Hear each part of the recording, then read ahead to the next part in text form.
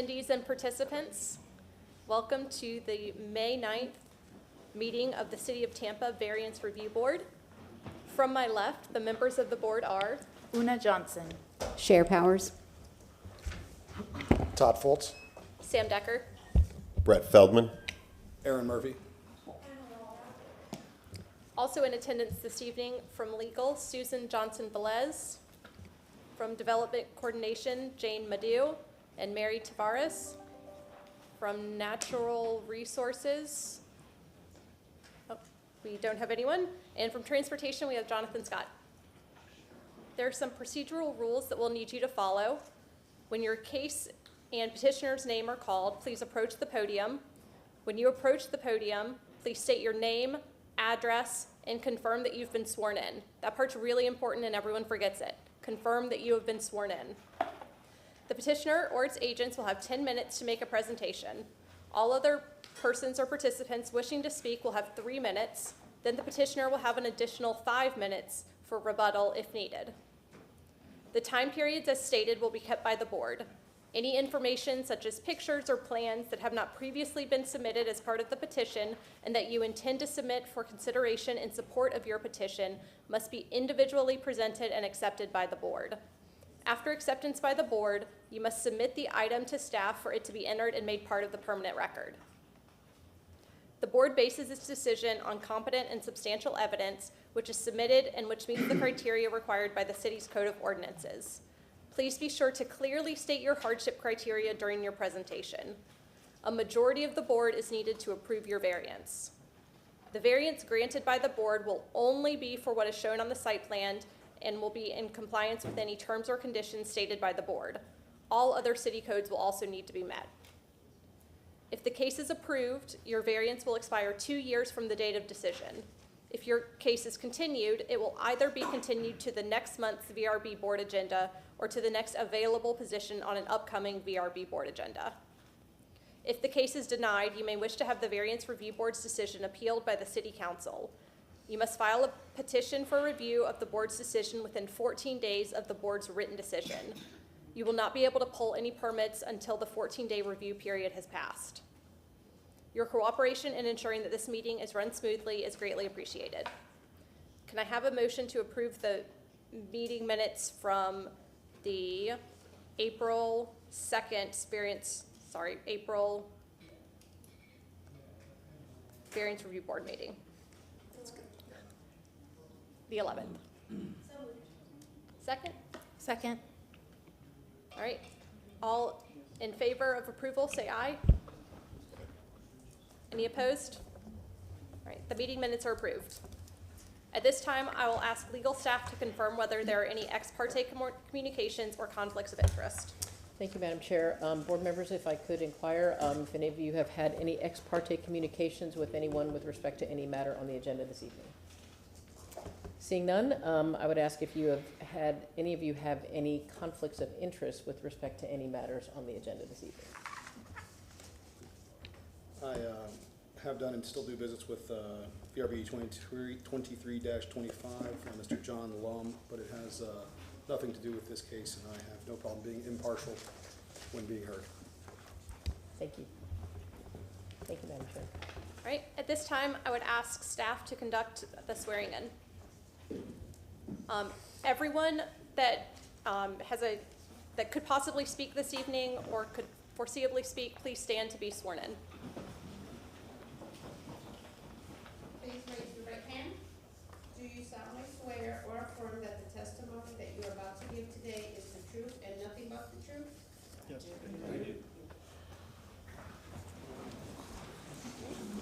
Ms. Madu, would you introduce the first case for us? Or do you have any changes to the agenda? Yes. So I have 2 cases that have requested continuance.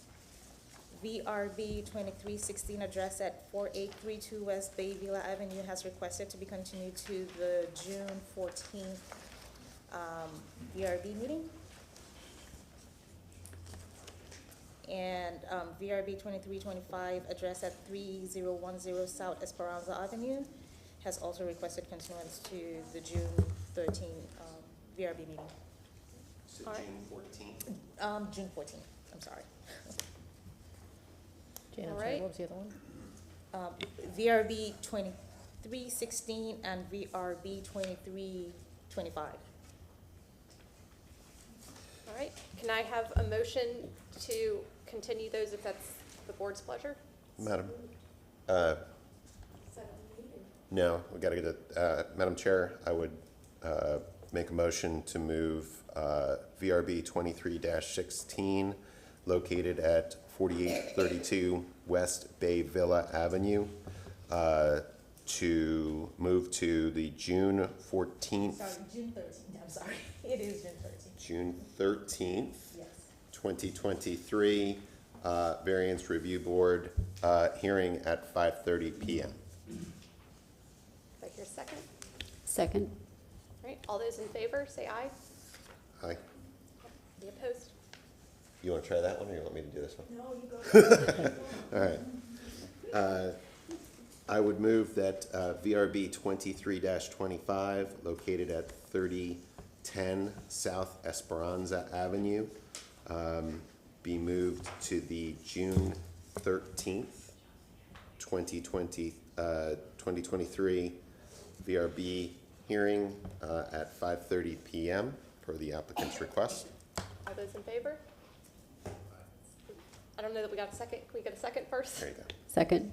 All those in favor, say aye. Aye. Any opposed? Okay. All right. Good evening. The first case before the board tonight is VRB 2317. This is addressed at 2315 South Tixton Court. It is zoned RS 75 residential single family.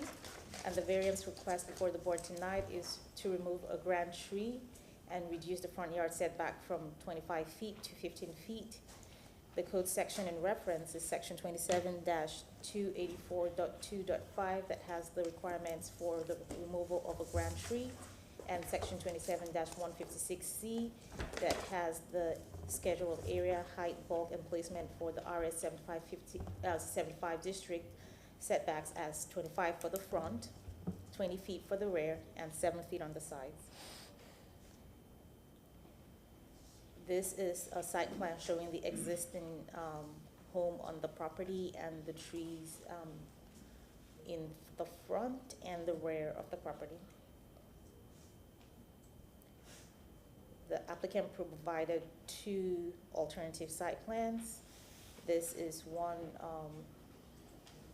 option 1, showing the proposed development between the 2 trees in front and behind. Option 2 is showing how they would preserve the grand tree in the rear and take out the grand tree in front. And this third option is showing how they would preserve the grand tree in front and take out the tree in the rear.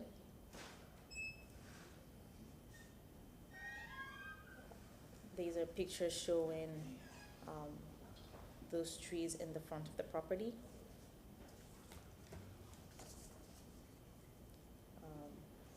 Pictures still reflecting the trees that are located in the front.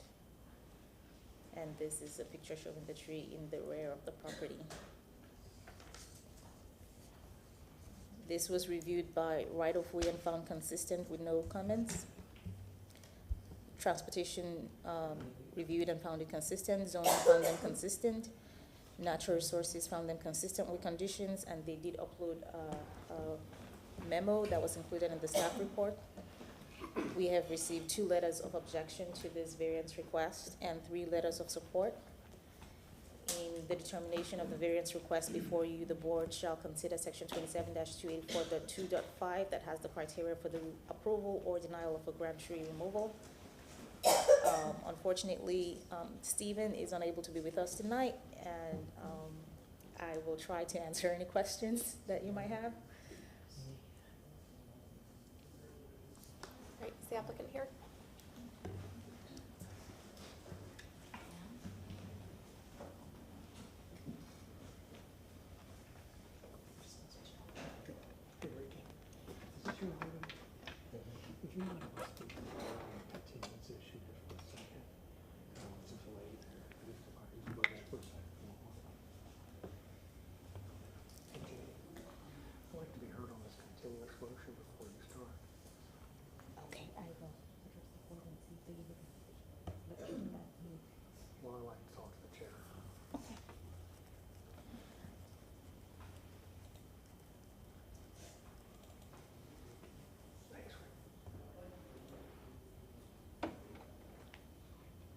Madam Chair, for a moment, my name is John Grandoff, and this is somewhat out of order, but I appreciate. Are you representing the applicant? No, I'm here on a previous item that was continued. I was barred in traffic from getting here, and All right. my client wants to be heard on the continuance request. All right, give me 1 second. Let's On item consult with 16. legal. So we've already voted to continue this matter. I mean, if the board certainly can reconsider your motion if you'd like to. I mean, Can we do that? Can we reconsider something that's already been voted on and determine? I mean, normally we would ask if there was anyone here in the audience, but Mr. Grandoff was caught in traffic. right. No, I And understand. it's item 6, and I'd appreciate, I think you have the discretion to reopen that matter, and so we can be heard on the merits of the continuance.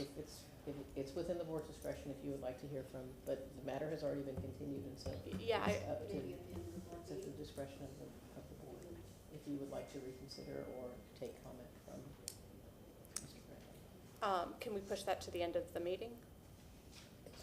Certainly, that's what you would, if, So, I mean, how long, I mean, I'd like to hear the grounds for the continuance before I address whether continuance is in order. And also, I'm out of town. I don't know when the continuance was handled. so, yes, so we did vote to continue the hearing until June 13th. Okay, That's I'm out when- of town. I cannot represent my client on that day. So I would appreciate the opportunity to be heard on the continuance. And I would suggest that the gentleman who's asking for the continuance be heard first, and then I'll reply to his reasons. well, I'm not gonna get into the merits. I just want to talk about the continuance. So it was presented to staff, and, transmitted to us by staff. So, we offered a continuance, just generally we do, the first continuance. Madam Chair, maybe I can step outside and speak with Mr. Grandoff and Sure. perhaps. Well, if I want to add one thing, the matter's been pending since last fall. And the last time it was continued, there was a lack of a quorum. My client was here and ready to be heard. Now it's June. I mean, understood, there's not anything that we can do if a quorum isn't present. Why don't you and Ms. Johnson-Velez step outside, and we'll go ahead and keep going with the first hearing, Okay. and we can reopen this if needed. Thank you, Madam Chair.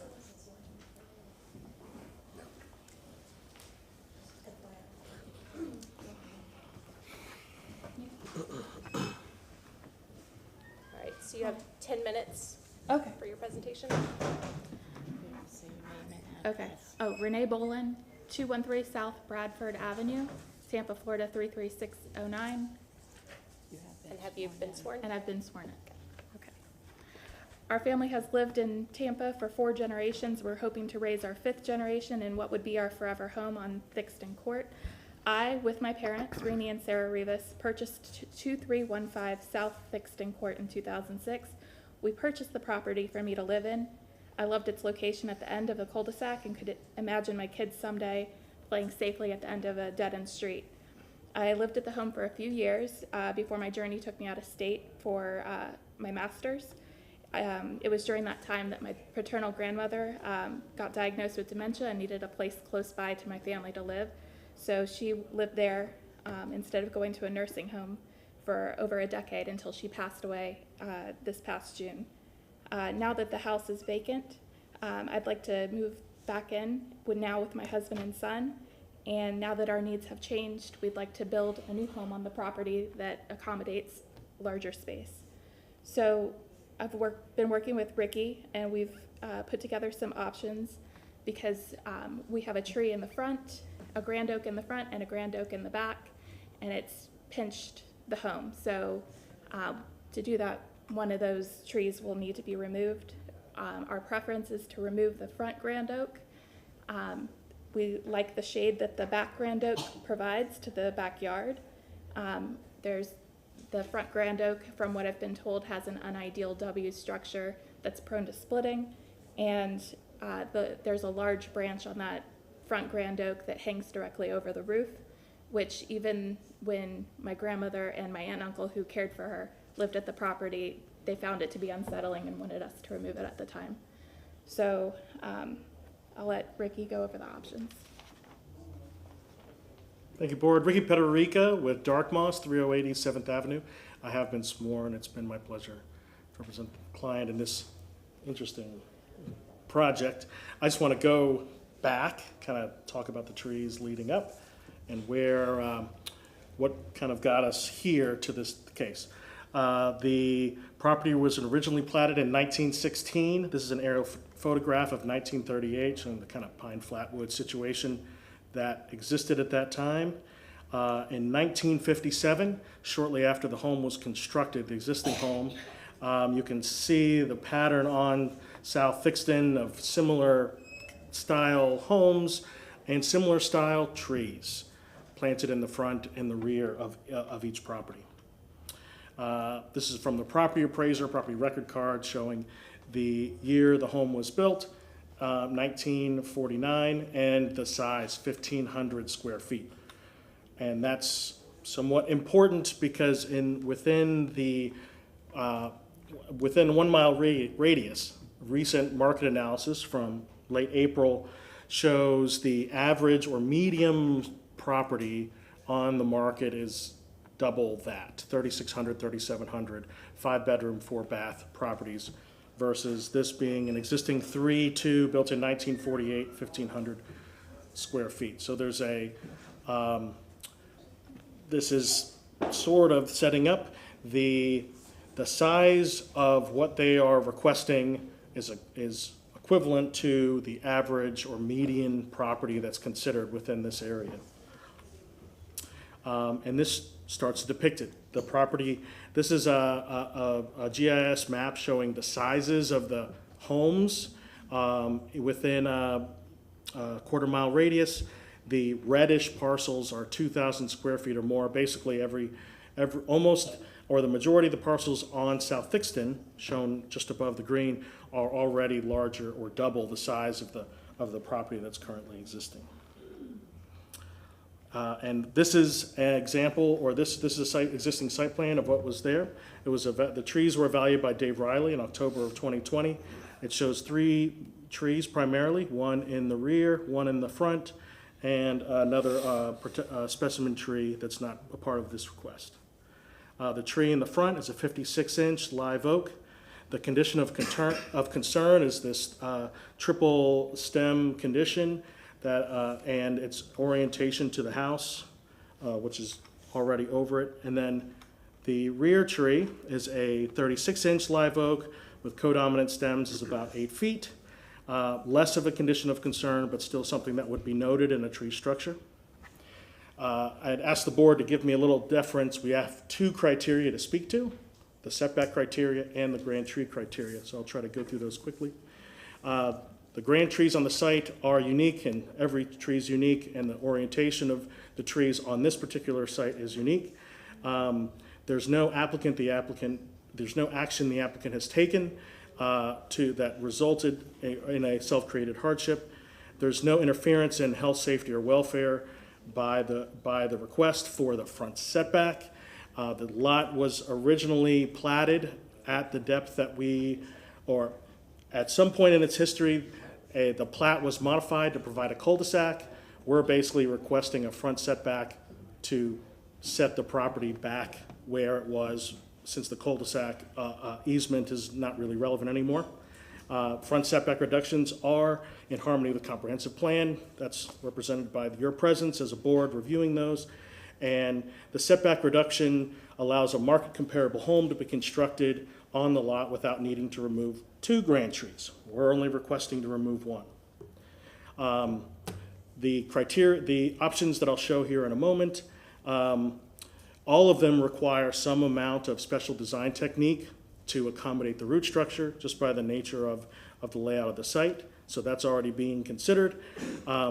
All options show the TRZ area and the 2760 setbacks, the design exception setbacks, and we try to use the site location to leverage those allowances in those setbacks, which we'll see. There's no change in story proposed, and the internal function of the structure is not altered because with the tree on either side, any adjustment we make kind of results in another interaction with a different tree.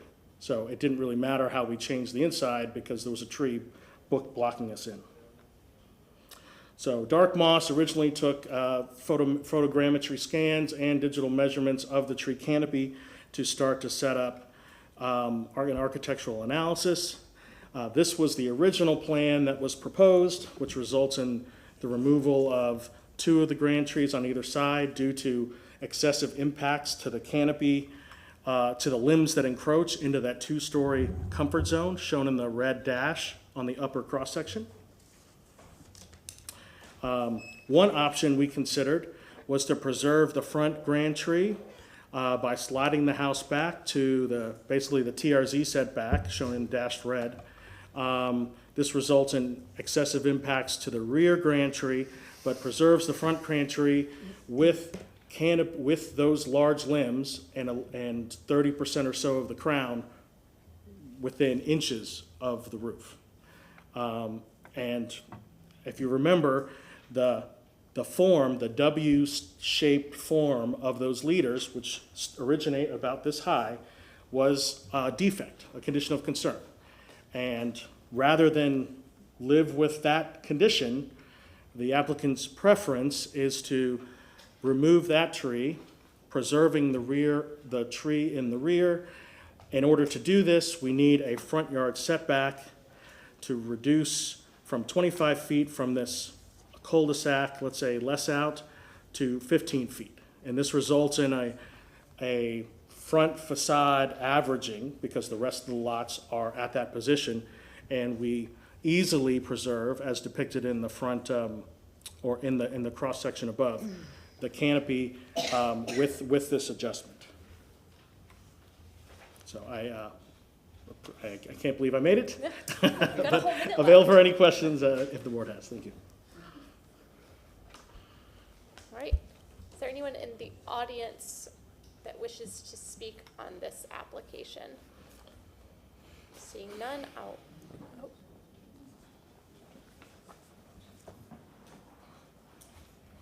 Just Good name, evening. address, and confirm that you've been sworn. My name is Michael McNabb, 2404 South Clark Avenue, Tampa 33629. I have been sworn, and I am a neighbor in the Palm Sea West Neighborhood Association, and I'm the president of the Palm Sea West Neighborhood Association. We have no objection to the setback part of this. There was a proposed cul-de-sac there. The house across the street has already done the same thing, so that's not an issue. We've traditionally tried to save healthy trees. There's a lot of tree canopy in Palm Sea West, and that's why people are paying ridiculous prices for these lots, because the property is worth a lot right now, and the trees are part of that. The preference would be to save all the trees, and I know the city has made adjustments to the code so that builders can alter setbacks and save trees whenever possible. And I don't know if that's been considered, or if that's even possible in this case, to give the designer some options there and save all 3 trees, but definitely the 2 grandfather trees. If the board decides to allow a tree to be taken out, preference would be to save the rear tree and take out the front tree. Again, we'd like to see them both saved if there's any way possible to do that, but if not, we would take the option of removing the front tree. And, thank you for your time. Thank you.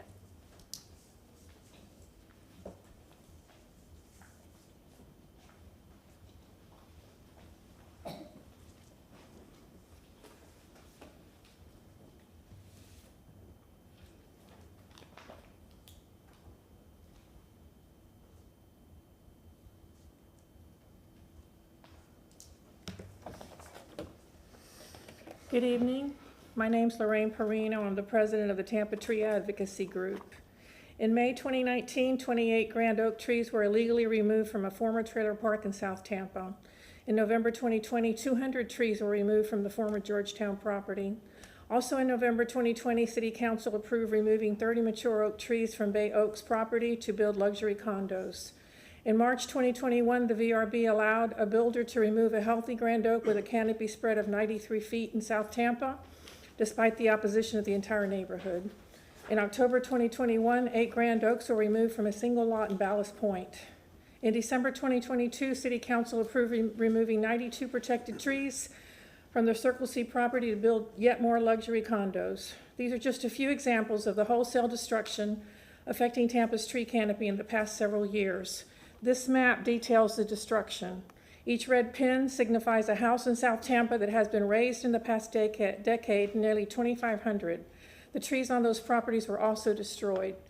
The recently released 2021 tree canopy and urban forest analysis informs us that Tampa's tree canopy declined by 4% in the past 5 years. A closer look shows that Tampa lost 7% of its tree canopy since 2016 and 13% since 1995. South Tampa alone lost 18% of tree canopy, and flood-prone Davis Island lost 10%. If the citywide push for growth and development continues at breakneck speed, Tampa will lose another 7% of tree canopy, decreasing it to 23%. With an air quality rating of D, Tampa's on a very slippery slope. An oak takes 50 years to reach grand oak status. A child born today with an oak tree planted in her honor will be 50 years old before all its benefits become available to her. Yet these are the very trees that Tampa's destroying. The mayor wants to preserve Tampa's tree canopy while pledging to plant 30,000 trees by 2030. The VRB also should preserve Tampa's old growth trees because planting new trees won't bring back the thousands Tampa has lost. The author of the 2021 study compared the loss of trees in Tampa to the clear cutting of 4 Davis Islands. Tampa's 40-year-old tree ordinance has tools to prevent such a drastic loss of trees, but residents and developers circumvent it by appeals to this board. With an 18% canopy loss, every grand tree left in Tampa should be considered to be gold. Instead, builders and residents enrich themselves while robbing Tampa's neighborhoods of their old growth oak trees. This applicant wants to increase the profitability of the house by removing all 3 trees, including 2 grand oaks. The city's tree fund is flush with nearly $3 million from people attempting to mitigate the damage of removed grand trees from property like these. As per the tree ordinance, the house could be reconfigured, saving these 2 valuable grand oaks. People in Tampa say the trees always come last. Reverse this primitive thinking, act today, save Tampa's remaining old growth oaks. The health and well-being of Tampa's residents depend on it. Thank you. Thank you.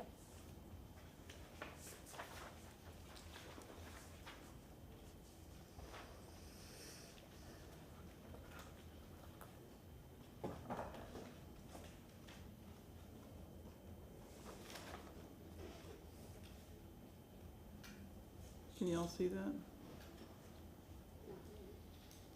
Need to shrink it. Is that it? No? Zoom There you go. out? Okay. Bingo. Good job. Hi, my name is Caroline Bennett. I have been sworn.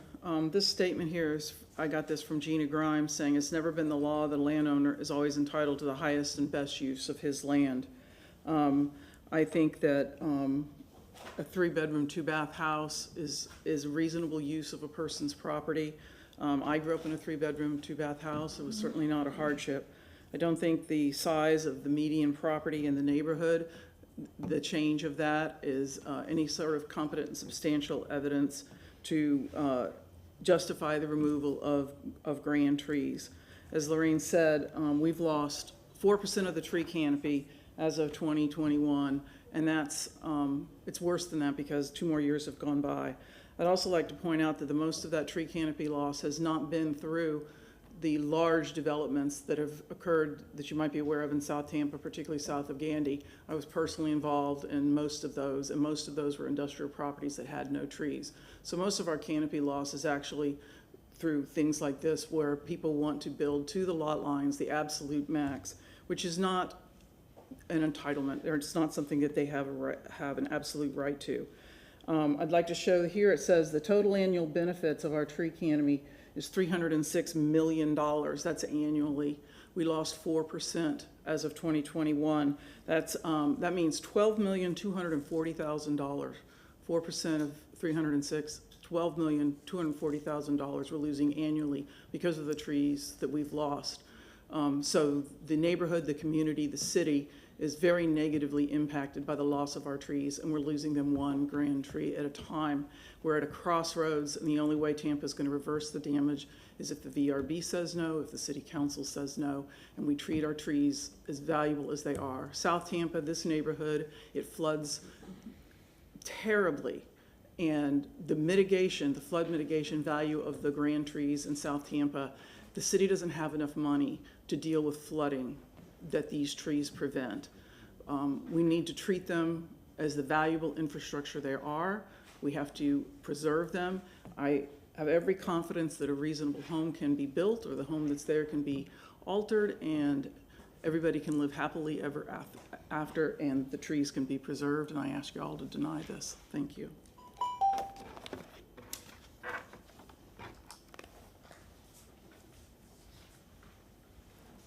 Right.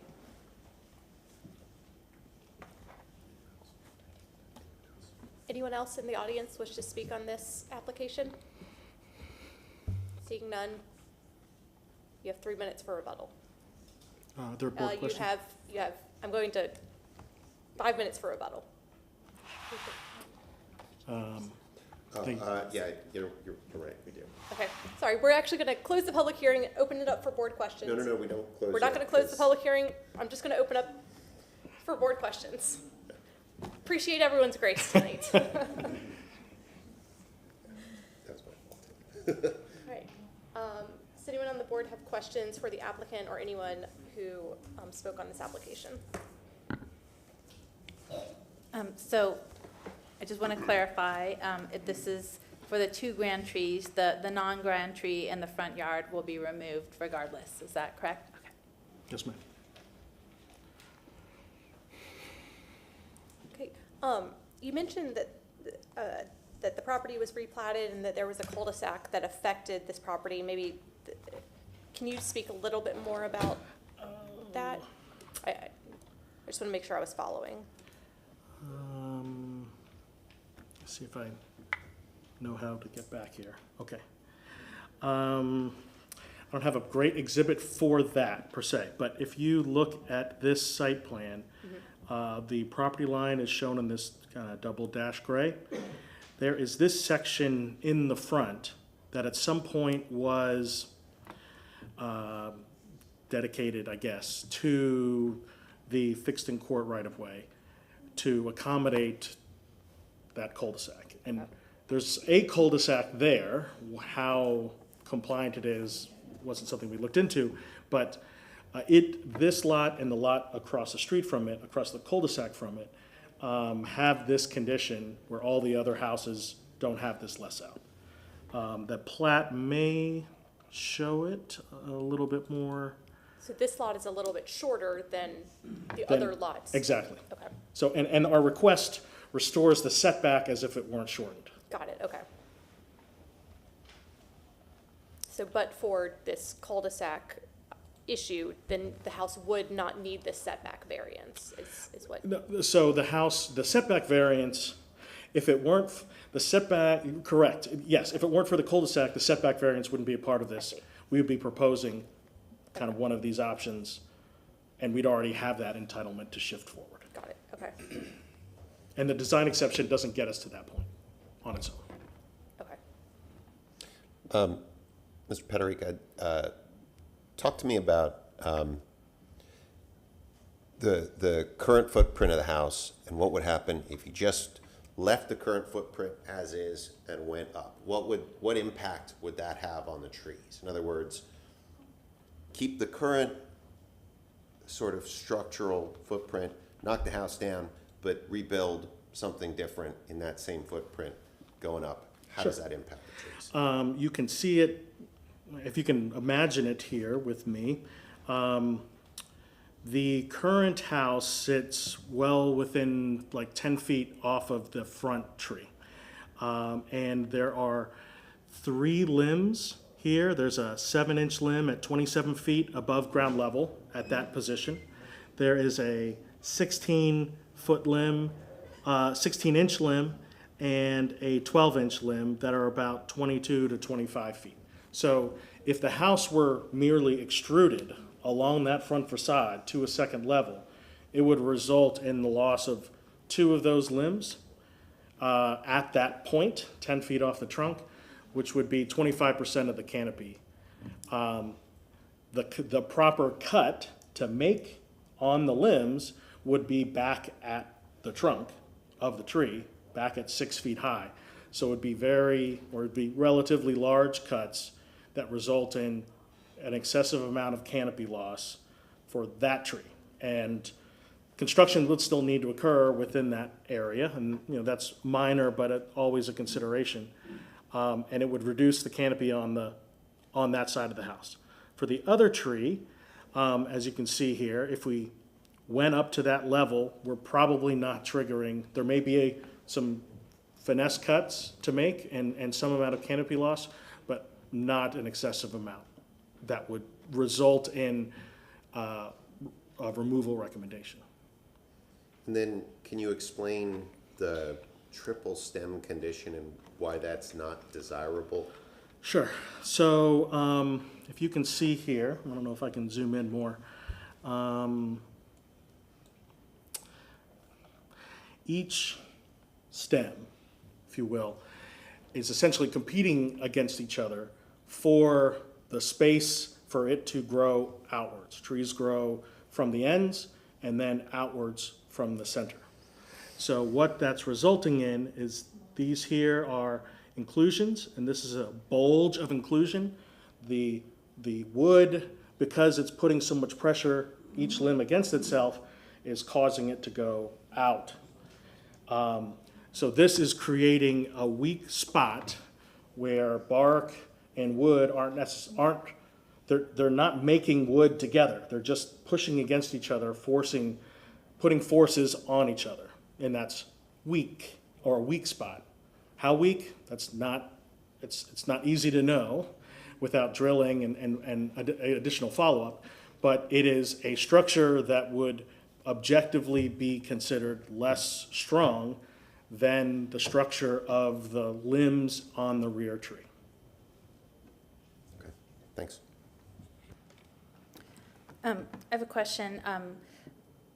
Though this tree, the trees, grand trees, none of them were deemed hazardous at this point. So I'm kind of thinking that, yes, the structure may not be the greatest, but it's still a generally really kind of a nice grand oak.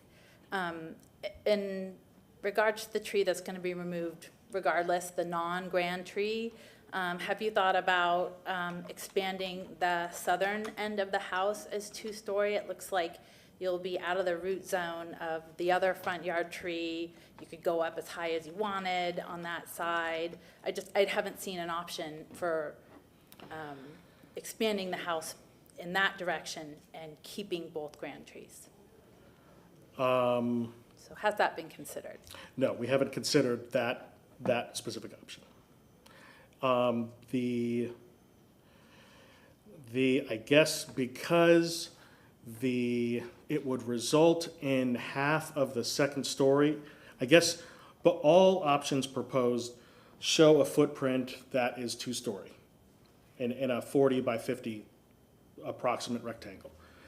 Expanding only to, I guess if we're only elevating on the south side, then we're changing the shape and internal flow and function of that north side, I suppose. It's new construction, right? So you can design as design. It's on paper still. Sure, I guess it's a 25% reduction in what the request was.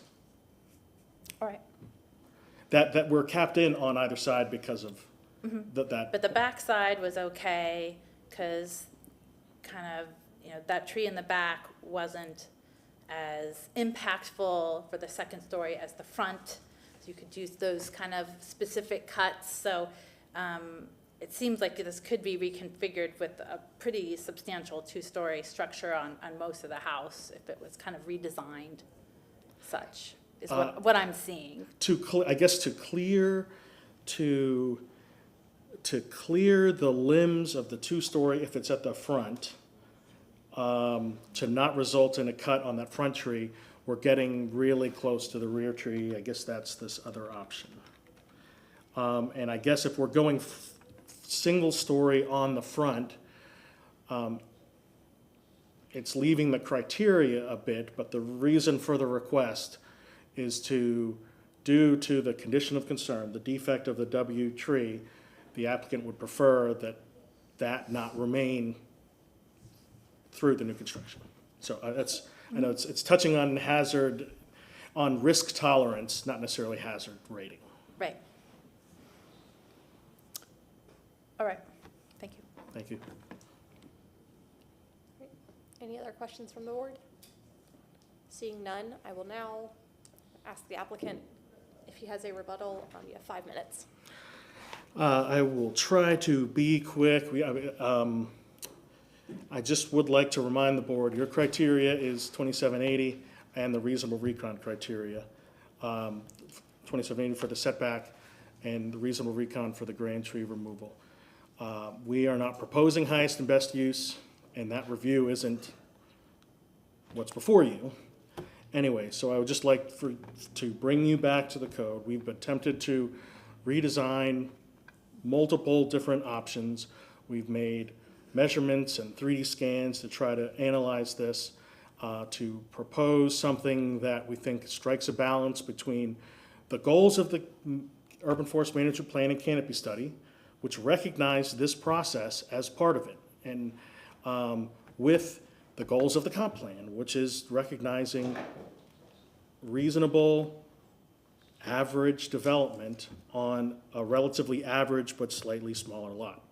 And this site has 2 grand trees, not in the center, not at the ends, but that are influenced in the position of either an internal site plan, or with some relief, we can slide one way or another way, and that's what we're here requesting, not to be subject to the protection of two grand trees, but just one with a little relief on the setback. So I just want to make sure the board kind of understands and relies on what we're asking for, not what is happening all around the city for all different reasons. What is before you now is this request. Thank you. Thank you. Now I'm going to close the public hearing and open it up for board discussion or a motion. So just to start the discussion, I would say I always appreciate when people come out and speak in favor of the trees. I think preserving our trees is important. I think it's always disappointing when we see trees come down, and it's my preference to try and preserve trees when we can.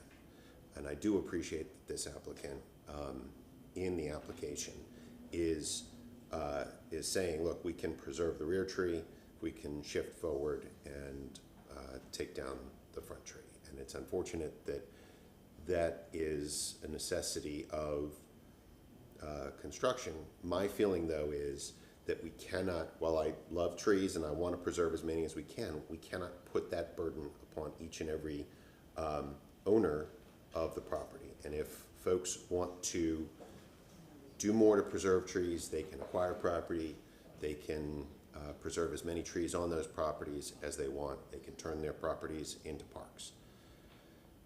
But I think that there is a reasonable use criteria that we are bound to, and I think the applicant has presented a reasonable use that would allow the removal of the front grand tree. And so I'll say I'm open to discussion on it, but I'm prepared to make a motion on that if there is no other discussion. I still think when you have 2 grand trees, they need some special consideration. They are becoming more and more special as they keep leaving our neighborhoods. And if there's a situation that you control and actually preserve some of those trees, which this case is new construction, and looks like in the south you could really build a huge addition. I think it would definitely create more or similar square foot and provide a very usable house without taking down both trees. And I think that's just part of the lot. It's kind of where we live. We live in Tampa because of the trees, so you just have to consider that when you're going to build new construction. Yeah, and I do think that there's a lot of value that's brought to these neighborhoods and to the properties by these old growth trees. I would point out, however, that I don't think we have the legal right to reconfigure as you're suggesting. I think the criteria says whether the proposed building or structures can be reasonably reconfigured as defined in table 28.4.2.5 to preserve the grand trees requested for removal. And I don't know that we have, under the newer tree code, the ability to say, well, I understand your proposed building structure, but we think we can devise a structure. There was a time where we could say, under the law, you can't just move a box around the property and say it doesn't fit, so call it a day and take the trees down. That was the old law. I think the new law gives us less say on how we can reconfigure things. I think that it can be reasonably reconfigured is my argument. That's all. It's not like one or the other tree is ruining a whole new house adjustment to make it bigger. So that. Well, Madam Chair, based on the presentation, I don't think there is a house design. It's just kind of a blocked out, kind of a possibility. I think We've actually got further down in the packet, plans. there is an outline of, I think it's the Burnham. Yeah, in fact, we've got a design, like a, Ah, okay, the Whole, Rettenberg home. yeah. Okay. So according to the tree report, there'd be a 21 replacement. I'm not sure what that means. Is that a financial? they have to replace a certain number of inches of trees either on their property or into the fund? into the tree bank. I would just like to speak to the tree that they want to remove. If it were just 2 trunks, I could see being against removing it. But the fact that there's 3, that really over time can cause a serious hazard. And I don't foresee, it's not a specimen of a tree to preserve, unfortunately. And it does cause a risk just due to where the splitting occurs. I don't know how well the canopy has been maintained or not. Do we have any record on that? I didn't see any that were Yeah. presented, at the hearing. We do have a tree report in Yeah. the packet. I don't know, I'm not as versed at that level of things, but certainly if you want to. I skimmed through it and I didn't really see any kind of canopy. And the home that they're showing here is basically a stock plan.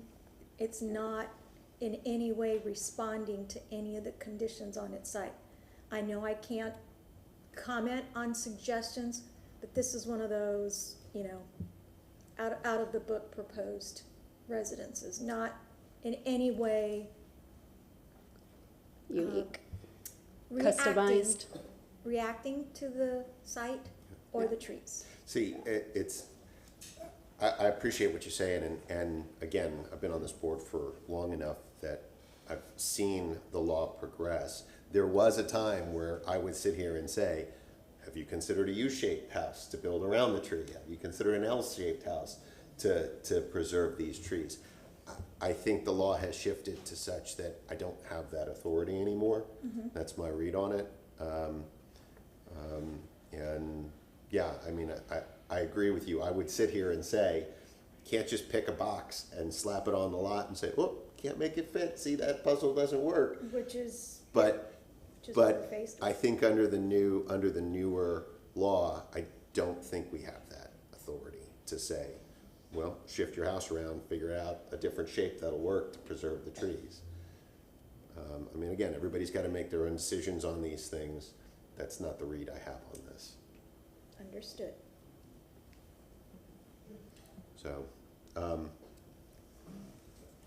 feel like that front tree represents more the trunk is one thing, it's a problem, but the the overhang, I think, would present, just from a builder's perspective, trying to build a house under two canopies, it would make it very difficult to try and build under both canopies. You have no access to bring in trusses or whatnot.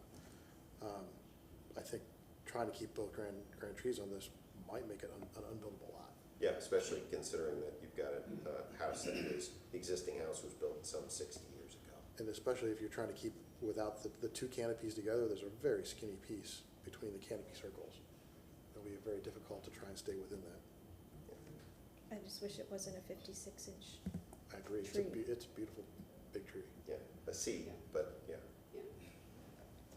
Well, I still believe it can be reasonably reconfigured, and those trees aren't deemed hazardous. They weren't deemed hazardous, so I mean, if there is a risk factor that was given to us, all trees were given the same risk factor. So saying one is more than the other is, they were all, I think, rated C8. So that's where I'm going to stand with it. So. I just see, looking down at the comments, I mean, from what we're providing, Stephen Eister did make some suggestions, and there is the one layout that he found consistent. He did not grade the trees the same as the tree review, but the fact that we have a city arborist that is saying he's found two inconsistent and one consistent with the plan, you know, it's hard for me to go away from that. Well, not to cut off discussion, but I mean, I'm prepared to make a motion if y'all will have a motion and vote on it. If it needs more discussion, we can. Go for it. Yeah. So, I move that variance request for case VRB 23-17 for property located at 2315 South Thixton Court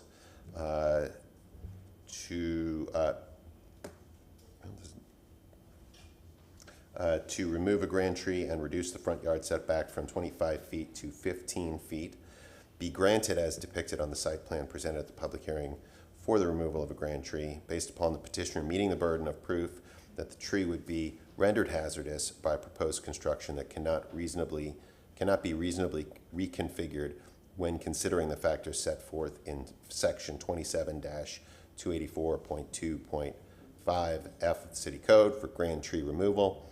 Specifically, that the evidence provided in the record at the public hearing showed that we have an existing home built some 60 years ago, that the front tree has a triple stem condition, that the tree limbs would be impacted on this front tree would be impacted by any construction on this site, including construction that would maintain the current footprint, that Natural Resources finds this plan consistent, that the petitioner is preserving the rear grand tree, that the front setback is consistent with the neighborhood, helps preserve the rear tree, that it is consistent with the removal of this cul-de-sac that was there, and that the home size is average for a modern home in this neighborhood.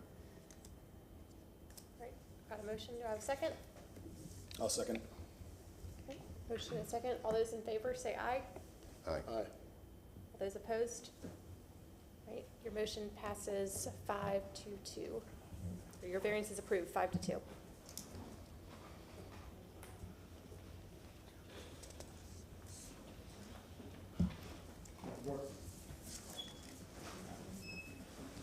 All right. Ms. Madhu?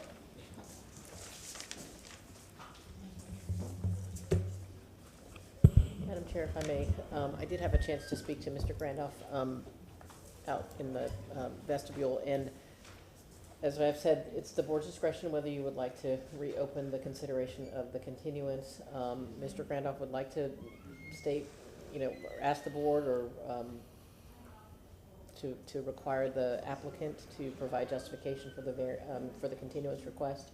I would just note that the board, as you know, has granted 2 continuance requests. I don't believe the applicant for the other application that requested a continuance is even here this evening, and so the board did not seek justification for that continuance. So I'll just leave it at that. But it's within the board's discretion to. So, point of clarification, we didn't decide, all of a sudden that we wanted a continuance.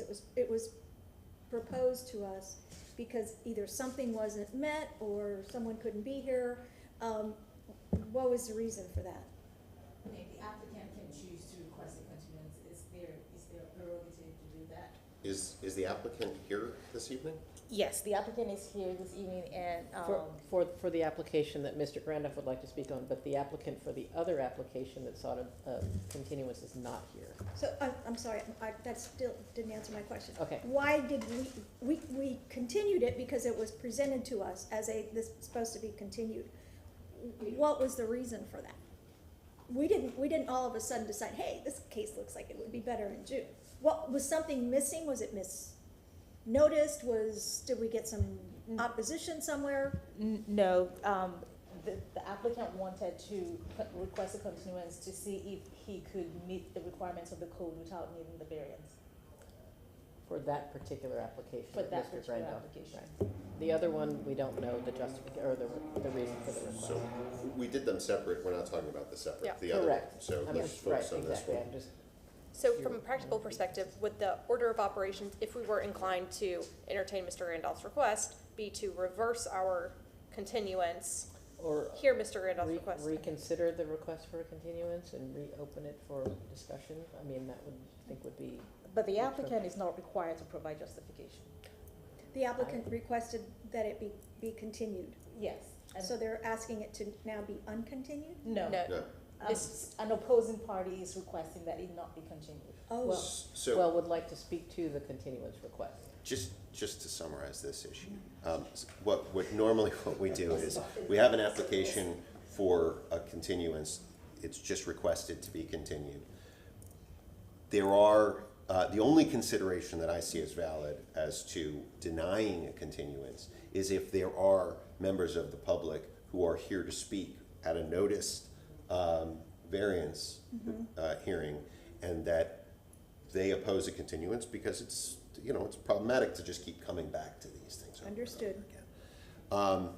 However, we do have a rule that says that everybody who's going to speak is supposed to be here at 5:30, That's when the hearing, but we did not ask the audience whether they were here. So for that's either kind of a case. wash in my for book. for either case. I agree. That's kind of a wash in I my agree. book. So, I mean, So I am inclined to reconsider the continuance on the condition that the applicant requesting the continuance is still present. If it is the applicant present who has requested the continuance? Oh, me, yes. Oh, okay. Okay, then I'm inclined to reconsider the request for continuance. So I would, The board can do that by acclamation if nobody objects to doing that. okay, Unless absent you- objection, is everyone? So question, if we do this, are we gonna require him to tell us why he wanted it? Is that, can we just? I don't Yes. think we can compel somebody to come up and give us a reason. I mean, I would like to hear from the applicant, and then we can hear from Mr. Randolph, and then we can vote. Yes, if we would like to continue it. That's fine, I'm good to go. Well, but We have other cases that are before them, I think we should just, in sequence order. Well, they were numbers either 16 or 25. They were number I mean, I'm- 16. So there's four Number other 6. cases before them.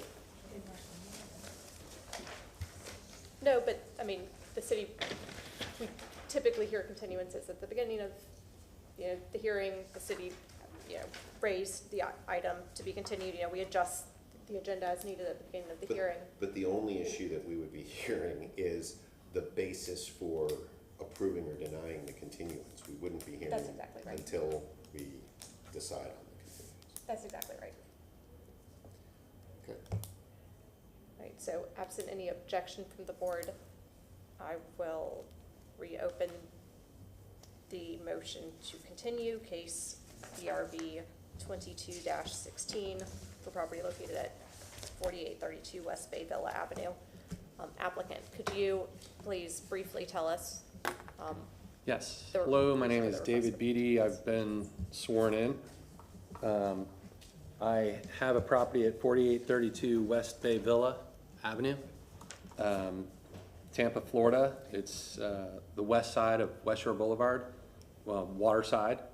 I am looking to park my boat that I've parked. Yeah, so, sorry, Oh. yeah, we just want to hear the reason why you're asking for a continuance Oh, to June.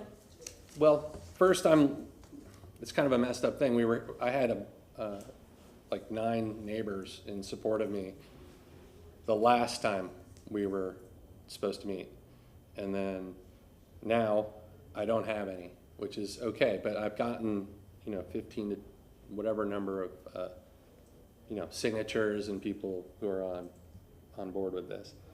And then I have a oddity here that I'm looking for a variance, proceeding with the variance, attempting to get the variance, of which it was given to me by the one of Jane's counterparts, Jonathan Scott. Is he here?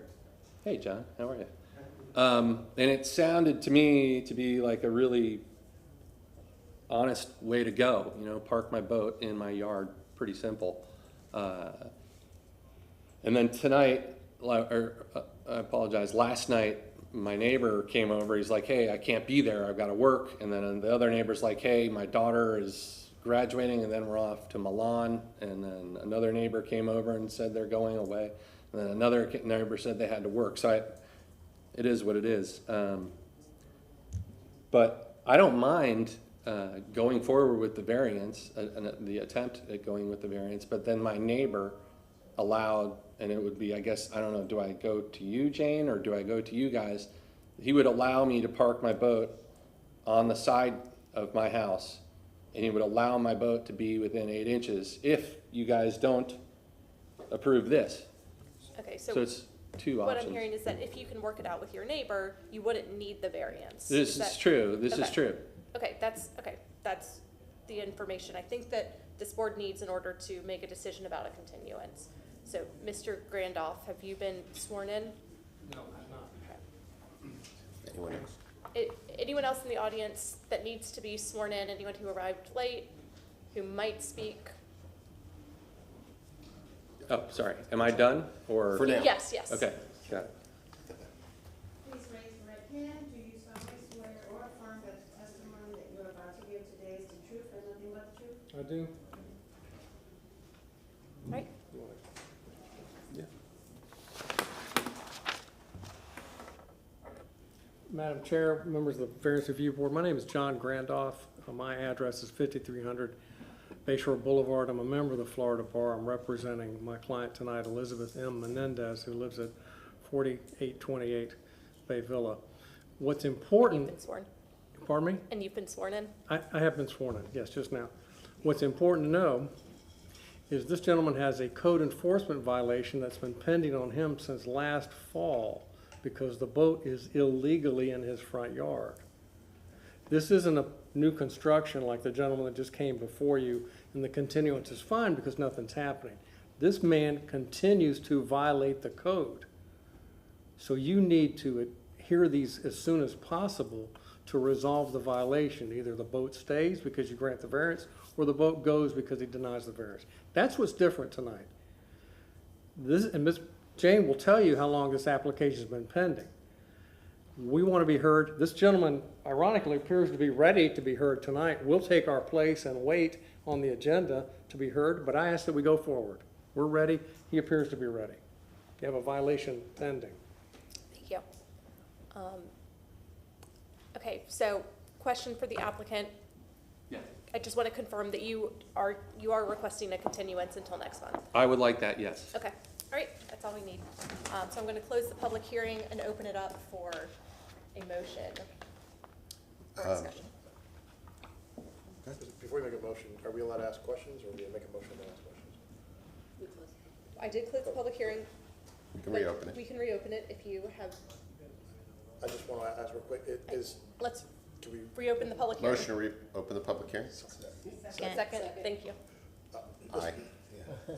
Mr. Grant, I have a quick question. Would you be, I know in the essence of time, you had mentioned that you were not going to be able to be in the next meeting to represent your client. Yes. Yes, I'm out of town. I have plans to be out of town on that day. I think as, due process considerations, My client's entitled to be heard. This gentleman's ready to go. There's no reason for a continuance, and you need to do what's correct, and let's move forward tonight.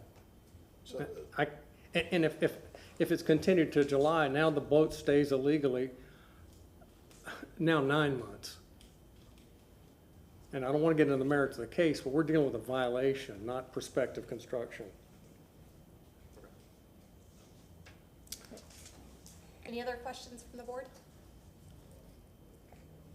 Close the public hearing, open it up for motion or discussion from the board. The applicant is requesting continuance. The first time that it was continued, the last time it was continued because we didn't have a quorum. It's not at the applicant's, by no fault of the applicant's. Applicant has neighbors that he would like to be here. The applicant's neighbors were unable to be here. And I don't think it's unreasonable to request a continuance. I know that it's inconvenient for Mr. Grandoff and his client, but you know, the applicant has a right to request a continuance to try and resolve some of the issues. It might be such that the applicant can resolve those issues and not need to be here in June or July. And to the extent that there's a continuing violation, I believe, that's held in abeyance while it's in the VRB process. So, you know, it's a tentative violation at best, as I would see it. So, I mean, I would say I'll move to continue again from before. And Would you like to continue to a different date in would you continue it to June, or would you continue it to July? I mean, we could do it to, with the,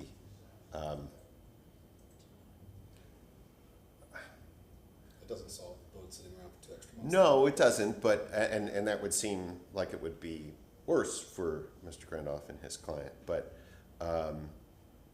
understanding that they can't be, I don't know if the applicant is even available in July. That was the problem. We didn't raise that issue, and I can't ask that question without reopening the public hearing I will again. be around, other than like around the 1st of July to the 5th of July. It would be the second Ish. What's the Tuesday, date? so. Okay. Okay, so I would move to continue the case until the July VRB. If we have space in July, Jane? At this point, yes, Okay. What's the date? July the 11th. July 11th. Okay. So, Madam Chair, at your leisure, you want me to make a motion? Yes, please. Okay.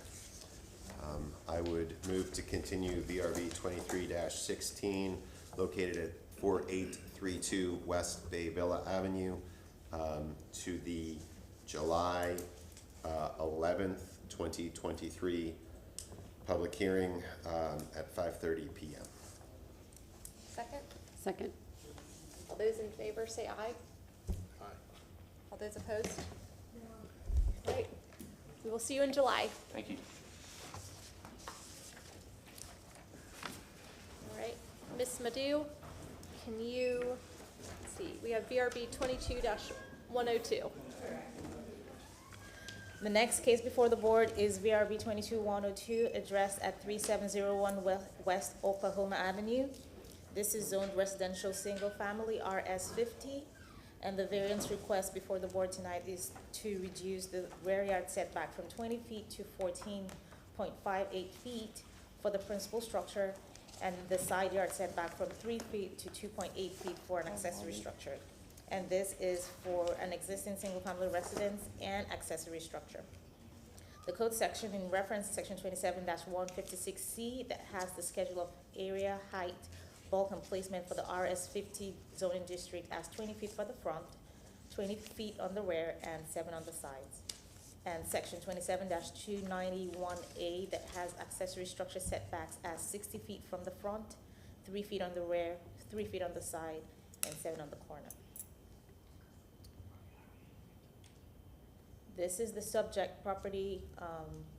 It's a corner lot in the South Tampa Planning District at the intersection of South Sterling Avenue and West Oklahoma Avenue. This is a site plan that the applicant has provided, showing us the existing single-family dwelling or one-story residence. In the rear towards the north end is where they have an addition to the property, which is an outdoor kitchen and storage area. And then to the northwest is where they have the accessory structure that's also requesting a side yard setback reduction from 3 feet to 2.8 towards the west side. This was reviewed by Natural Resources and found consistent with conditions with the following comments. Natural Resources finds the submitted request consistent with condition. At the time of construction, additional Natural Resources changes and requests can be made to ensure that all applicable sections of Chapter 27 of the City of Tampa Code and the City of Tampa Tree and Landscape Technical Manual are met. This was reviewed by Stormwater and approved with condition. A memo was attached in the staff report. This was reviewed by Right-of-Way and found consistent with the following comment.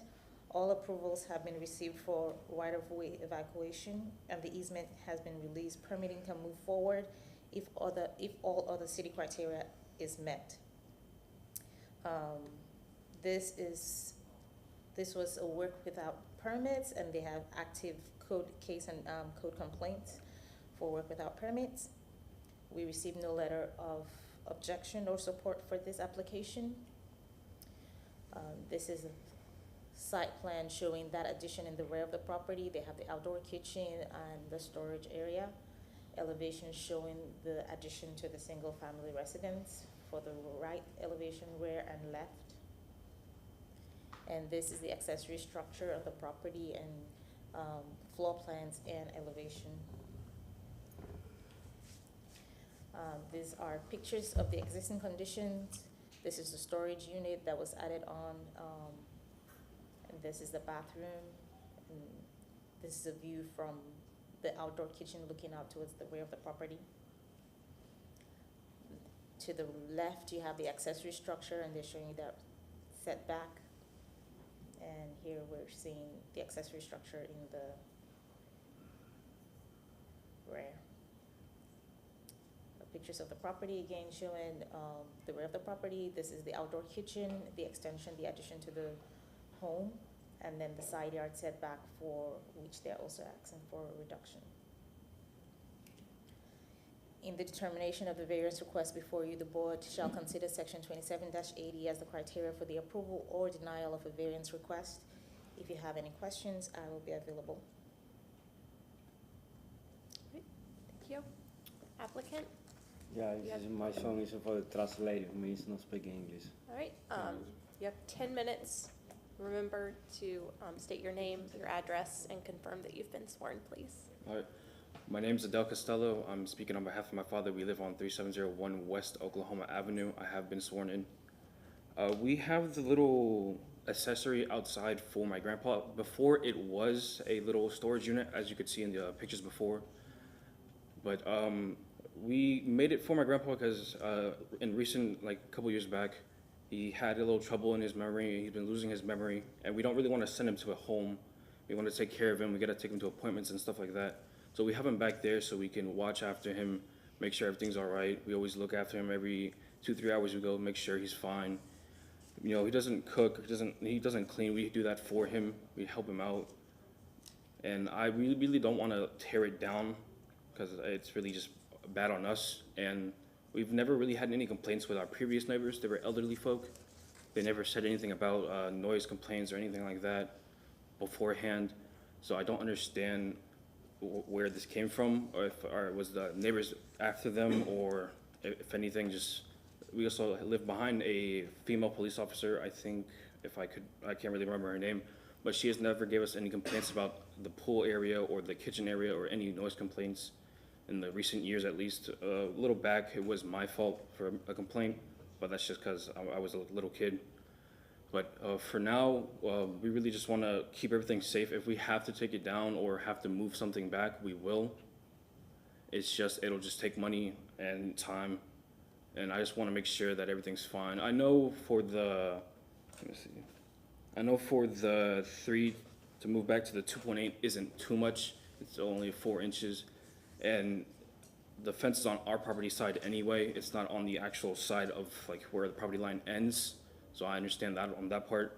And for the extra structure for the 20 to 14.58, I understand that we didn't know that we needed permits because my dad doesn't speak English. We moved here when I was like a couple months old. That house got bought by our grandparents for us. I lived there with my mom, my dad, my mom, my sister, and my grandpa in recent years. And I just want to make sure that everything's fine, that we can take care of him, that we can take care of each other, and we don't need to do anything else for, anything else for the structure. So it's helpful as we make our decision, if you can speak to some of the hardship criteria that are not personal to you, but are that apply to the property, that are unique to the property, that made, that necessitate this particular variance. Can you explain further, please? So by way of example, some of the typical hardship that we hear that we rely on to grant variances is something like the unique shape of the property, or the specific layout of this property that necessitated this particular construction. Yeah, so back in, I think it was summer, a little early June of 2020, COVID had just started. Everybody was in-house, not really going anywhere. My dad wanted to make the pool and the little area for us, so we didn't have enough money to go on vacation either. It was just there for everyone to just have fun. It's just the four of us, and we just wanted to make sure that he wanted to make sure that we had fun as like little kids, and before I turned into a full adult, that we had an area to play and everything like that.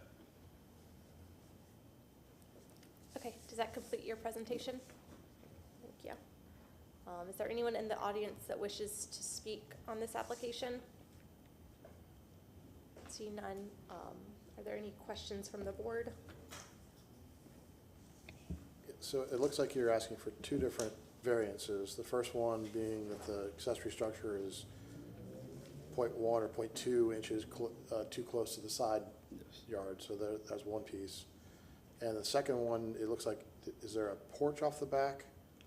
Yes, it was a little area made for like cooking and having a little barbecue in case anybody wanted to be back there. I think it's the next slide. Oh, yeah, here it is. Yeah, right there, it's really just a little barbecue area. Those little cupboards you see right next to the window, that's the propane tank, the one, the smaller one, and the one below it is just a storage unit. So is it just, the encroachment is a roof? It's not an actual structure, it's just the roof you're encroaching on, or is it Yeah, screened in? it's just, it does have pillars, but it's just a roof. You can't see the pillars from where you're looking at on this photo, but there's a couple pillars. I'm having a hard time trying to figure out where this 14.58. Yeah. I have the same question. Yeah. Shouldn't we be approving the 12.3 for the principal structure setback on the side yard? Because it is less than the 14.3 for this accessory porch? I'm sorry? Shouldn't we be approving rear, or this rear, no, sorry, yeah, the rear yard setback from 20 to 12.3 and not the 14.3, because that is the principal structure? Well, that 12.3, I think, is the side yard. So where's the 14.3 then? This here is the 14.3. It's Oh, that's labeled 20 foot on my plan. So, it's supposed to be 20 feet, but it's, maybe this will be more. But it's more labeled legible. 14.3 from that post going to the east. And it doesn't look like they're equal, so.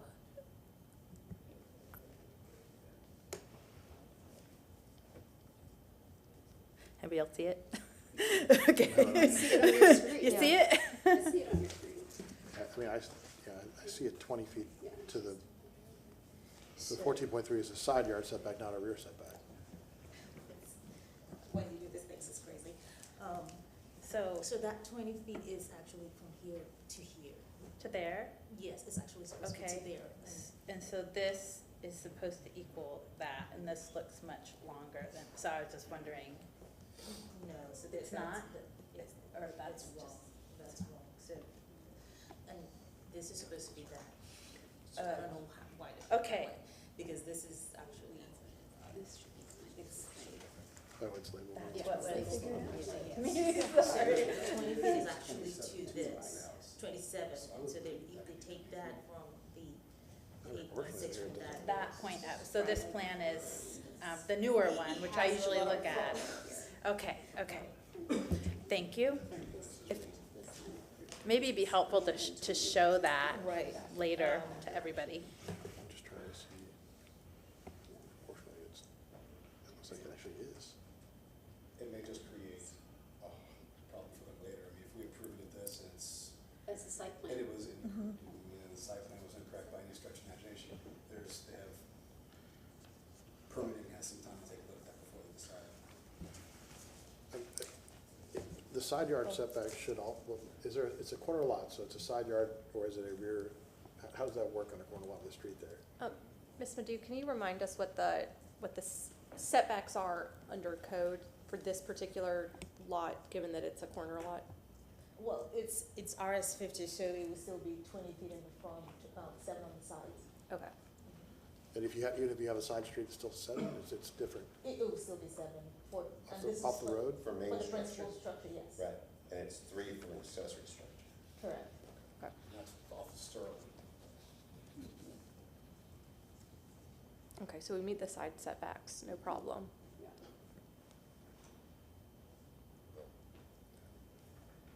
Well, sorry, on the street side. When was the accessory structure built? As long as I can remember, it's been there, because at first it was just a storage unit. We expanded it and made it livable for my grandfather. When you say you expanded it, so where did you expand it? It just Which direction? lengthwise, not widthwise. Lengthwise, like towards the rear of the property? Lengthwise towards the front. So you brought it forward, but you didn't change the original, I'm trying to say that correctly, the original shed or storage unit was already in violation of the 3-foot setback. I believe so, yes. And do you know when that was built? Did you build the shed? No, I don't know when that was built.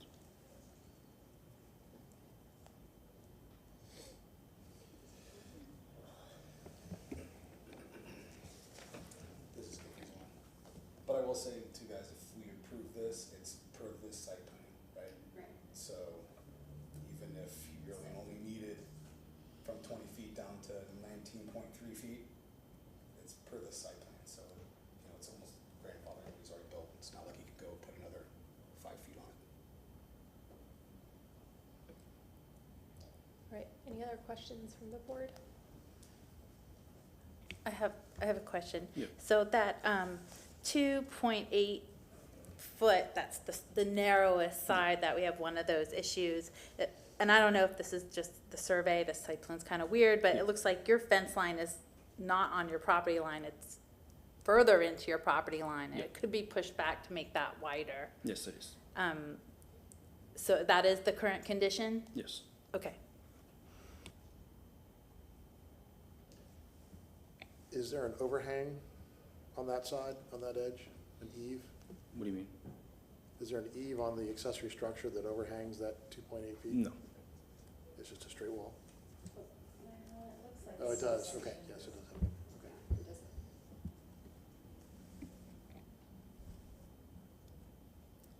Right. Absent other questions, you have 5 minutes for rebuttal, should you need it. I'm sorry. I'm still a little sometimes. So you have 5 minutes to, if there's anything else that you wanted us to hear, if any of our questions raised issues that you wanted to respond to, you have 5 minutes to do that now. I think I'm good. Well, I haven't closed the public hearing, so, yep. So it appears, if I'm following this correctly, you've gone out and had drawings done for the existing condition? So Yes. you can go through permitting Yes. to get this properly permitted and make sure it's brought up to code? All right, you have 5 more minutes for rebuttal, should you need it.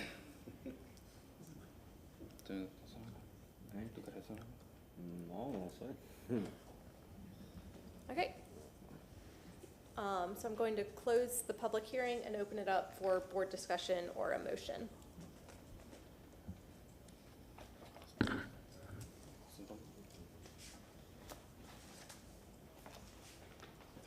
If the board is inclined to, bifurcate, that is an option as well. Todd, I see you making a move to make your first motion? I think Aaron's getting there. Okay, great. Comes to their paper.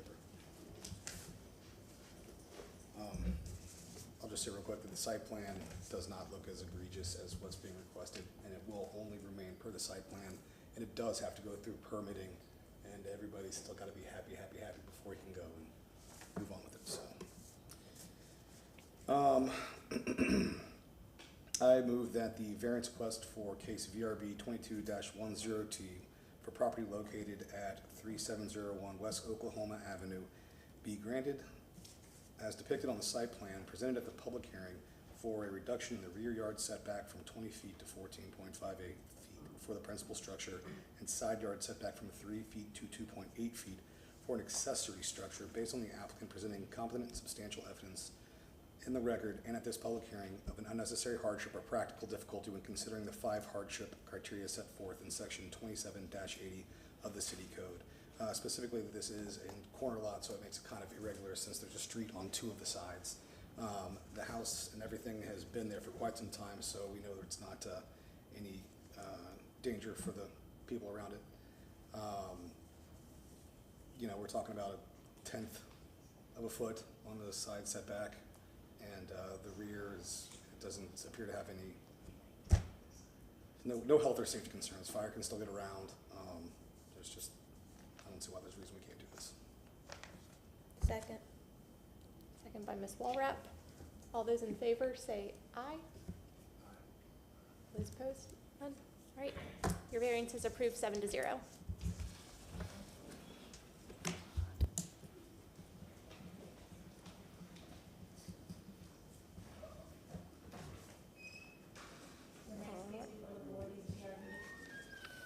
The next case before the board is VRB 22-109, addressed at 2431 West Portros Avenue. This is zoned RS60 residential single family. The variance request is to reduce the eve-to-eve separation between the principal structure and accessory structure from 5 feet to 0. And this is for the purpose is for an addition to an existing single family residence. Code section in reference to section 27-291A3. That has the minimum separation between the principal structure and accessory structure as 5 feet measured eve to eve. This is the subject property, and it is in the South Tampa Planning District and interior lot. This is a site plan that the applicant has provided showing us that existing single family residence. In the dotted line here, we have the area for the scope of work. And in the rear towards the north end, we have a 2-car garage that is the accessory structure. These are elevations that the applicant has provided showing us on the top end the existing conditions. They have a patio with the balcony overhead, and they have the existing garage. And this is to be enclosed, and this is what they're proposing, enclosing that balcony, and as such, the overhang for the eave for the addition would extend over the existing accessory structure. These are pictures that the applicant provided showing us the existing conditions. That is the back patio with the balcony overhead and the view from the top. Here was in that existing condition. This was reviewed by Natural Resources and found consistent with the following comments. Zoning Natural Resources finds the submitted request consistent with conditions at the time of construction. Additional natural resource changes and requests can be made to ensure all other applicable sections of Chapter 27 of the City of Tampa Code and City of Tampa Tree and Landscape Technical Manual are met. This was reviewed by zoning and found inconsistent with code. With the following comment, zoning finds the request inconsistent with code. The walls of the addition should be fire rated. Additionally, in the event that the property owner elects to enclose the porch on the first floor, the walls will need to be fire rated too. This was reviewed by right-of-way and found consistent with no comments. We have received no letters of support or objection for this variance request. Additional pictures provided by the applicant showing the existing conditions on the property. In the determination of the variance request before you, the board shall consider section 27-80 as the criteria for the approval or denial of a variance request. If you have any questions, I will be available. Hi, good evening. My name is Dennis Lang. I'm the architect working with the owners on this property. We have an active permit in at the city already. Just confirm your address and. Oh, that I you've been apologize. sworn. I'm in 2034th Avenue North from St. Petersburg, Florida. And this is for the property at 2431 West Waterous. And you've been sworn? And I have been sworn in this evening, yes, thank you. Specifically for this property, we were in the process of doing plan review when they identified for us that the eve-to-eve separation is 5 feet between primary and accessory structures. And it was not a eve-to-eve in real space, it was an eve-to-eve in plan view. So what happened here is when you see in that section view that we had provided, the eve-to-eve distance actually is well in excess of 5 feet. In true fact, it's actually almost 8 feet, separation. And we haven't encroached any closer between the existing structural elements of the house that are there that we're going to reutilize without modification and the existing garage structure. It's been there since before these owners acquired the property, which it's kind of addressing that first point of we inherited this kind of existing condition to build to. Specifically to the item that zoning identified for us as a condition of approval in my mind would be the fire separation increasing from what is typical at residential of no separation on the exterior walls. We're more than happy to provide, any level of separation. We'd stipulated that during plan review as an opportunity to address it as a plan check comment, but they said we needed to accessibly do this through a variance to reduce the eve-to-eve, and that any additional requirements from fire or otherwise would be addressed in the rest of our plan review after approval of a variance. We do not have any openings on that south-facing edge, nor on the side facade, which we drew here that you guys are looking at in section. So there's no openings or penetrations for, additional fire hazard or undue safety that would be presented in this instance. So we're more than prepared to address that with any additional requirements as needed. When we look back at the other points of discussion that you guys would like to hear from me this evening, the hardships of practical difficulty, really this is just trying to, without renovating the whole house, the owners are elected to try and just improve the master suites that they can continue to grow in this house as they had an additional kid. They just needed some more space. So they're trying to renovate their master suite to afford them that space and taking away the outdoor porch that they're not using, that balcony space, and enclosing it to be a bigger closet and kind of renovate the bathroom behind it is really what the intent of our role here is. We really don't feel that we're impacting anybody's health, safety, welfare of the predominant community around us. We didn't have any objections from the neighbors. Everybody's kind of doing the same thing in terms of just trying to infill within their properties. This isn't a substantial improvement. It's less than 200 square feet in total we're talking about. In terms of the safety that's improved here, I just addressed, we're more than happy to provide the additional fire separation. I think that was something that I brought to the owner's attention, even in lieu of a comment from the city, that we should provide that given this is the garage and the cars are in it.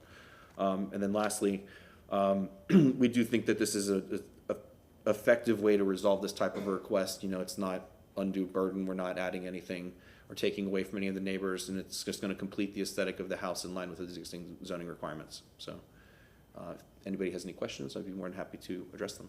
Does that complete your presentation? Yes, ma'am, it does. Thank you. Is there anyone in the audience that wishes to speak on this application? Seeing none. Any questions from the board? Can we see those pictures again? They weren't in the digital. Yeah, that one. So that first picture on the very left is actually looking at the elevation drawn in our presentation graphics as from the neighbor's property back into our subject property. That middle picture is looking at it from the back set of balcony doors that's currently there, looking out towards the garage. That's that roof below the balcony edge there. And then that picture on the right is from the opposite direction, looking out from our property, from the interior parking court, looking past the garage in that existing breezeway configuration. All right, so you're gonna keep the lower portion under the deck as is? Yes, ma'am. And you're taking all the way to the eave and going straight up? Yes, and but also, not- and within that same scope of work, the underside of that existing balcony is, it's wood planking that we were going to remove and come in and do a new fire surface to give that like a lid, because that to me was also part of that fire wrap of giving that a true fire wrapped edge that wouldn't be close to the garage in any way that, you know, the fire could jump in there, get smoke, you know, into the main structure of the residence. So what I was going to say is, you've elected to go up to the eave straight up, but you're not following the line of kind of that column. You're actually going out further. We are preserving the existing deck that's there, and that's the way that the structural deck was framed. There's a few weird members, like you can see in that picture in the middle, ma'am, where we actually took up some of the tiles that were forming the deck itself to kind of evaluate the structure and see if it was suitable for reuse. It's suitably constructed. There's actually a steel piece that runs in there, you know, that runs across the top. So we really are trying to not have to modify that if at all possible. Yeah, which I wasn't sure if it was like wood underneath there or what, so it just looked a little odd that you would go from there and not go straight into the No, it was the beam, it was but it was it odd makes to see that, sense. and when we opened it up, but that is what we unveiled in there, so it was worth keeping. So if we can preserve it in that configuration, that I think really was part of the reason we needed to come to the variance request.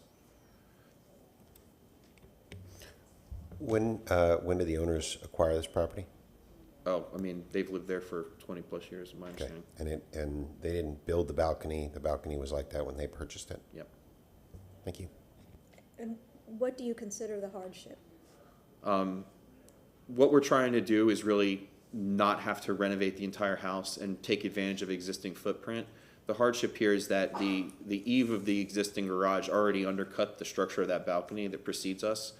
If we were able to provide for just, the zoning requirement for us is that we have to match the roof of the existing house in its profile. We couldn't provide a flat gabled end on the rear, which would have satiated the, not a zero reduction, it could have been a foot still there, but we can't provide for a gabled flat end per the zoning requirements. They flagged that to us as, again, we tried to get this through with plan review comments initially, and they kicked it back and said you have to match the aesthetics of the existing residence. Okay, thank you. Yes, ma'am. All right. You have 5 minutes for rebuttal, should you need it. I would just simply state that we did try and proceed forward with a various degree of effort with the city building review during our initial submittal, which occurred last summer. And we went through 2 different rounds of comment with the city in an attempt to not have to get a 5-foot variance to this. We tried to cut it back in. There was just reasons that ultimately it was better for us for the expediency of the project, for the budget, ultimately maybe not the expediency of the project. But it was the decision at that time that we would just get the variance. We were part of that group of people that got canceled back in March. So we've just kind of been spilling around trying to get this going as best as possible. I think this is a good faith effort on the, by the owners to show what we're up to. We're not trying to do anything underhanded. It's not an after the fact permit. We're here on the front end asking for the right side of permission so that we can achieve this in a respectful way. Thank you. Going to close the public hearing and open it up for a motion or board discussion.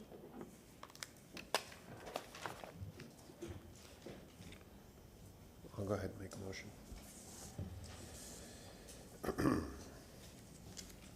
I move that the variance request for case VRB 22-109 for property located at 2431 West Watrous Avenue be granted as depicted on the site plan presented at the public hearing for a reduction in the eave-to-eave separation between the principal structure and the accessory structure from 5 feet to 0 feet, based upon the applicant presenting competent and substantial evidence in the record and at this public hearing of an unnecessary hardship or practical difficulty when considering the 5 hardship criteria set forth in section 27-80 of the city code, specifically that the owners acquired this property in the condition with the same eve-to-eve separation, that the owners are not increasing or reducing the eve-to-eve separation. They're simply maintaining what is there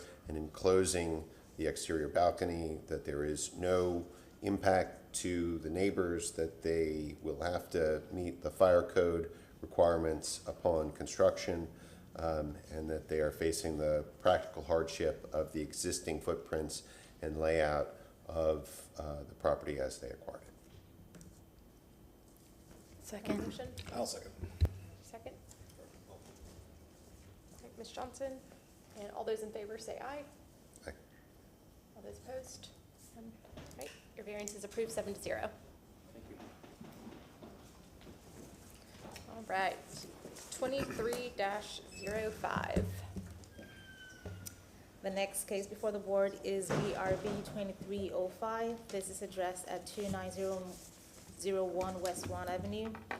This is zoned CG and OP Commercial General and Office Professional. And the variance request is to increase the allowed number of freestanding signs along West Swan Avenue and West De Leon Street from 4 to 8. And the purpose is for freestanding signs for a hospital. The code section in reference is section 27-283.3 B5A2 that has the code requirements as parcels with a street frontage greater than 300 feet. One additional freestanding sign is permitted for each additional 300 feet of continuous lineal street frontage. This is the subject property.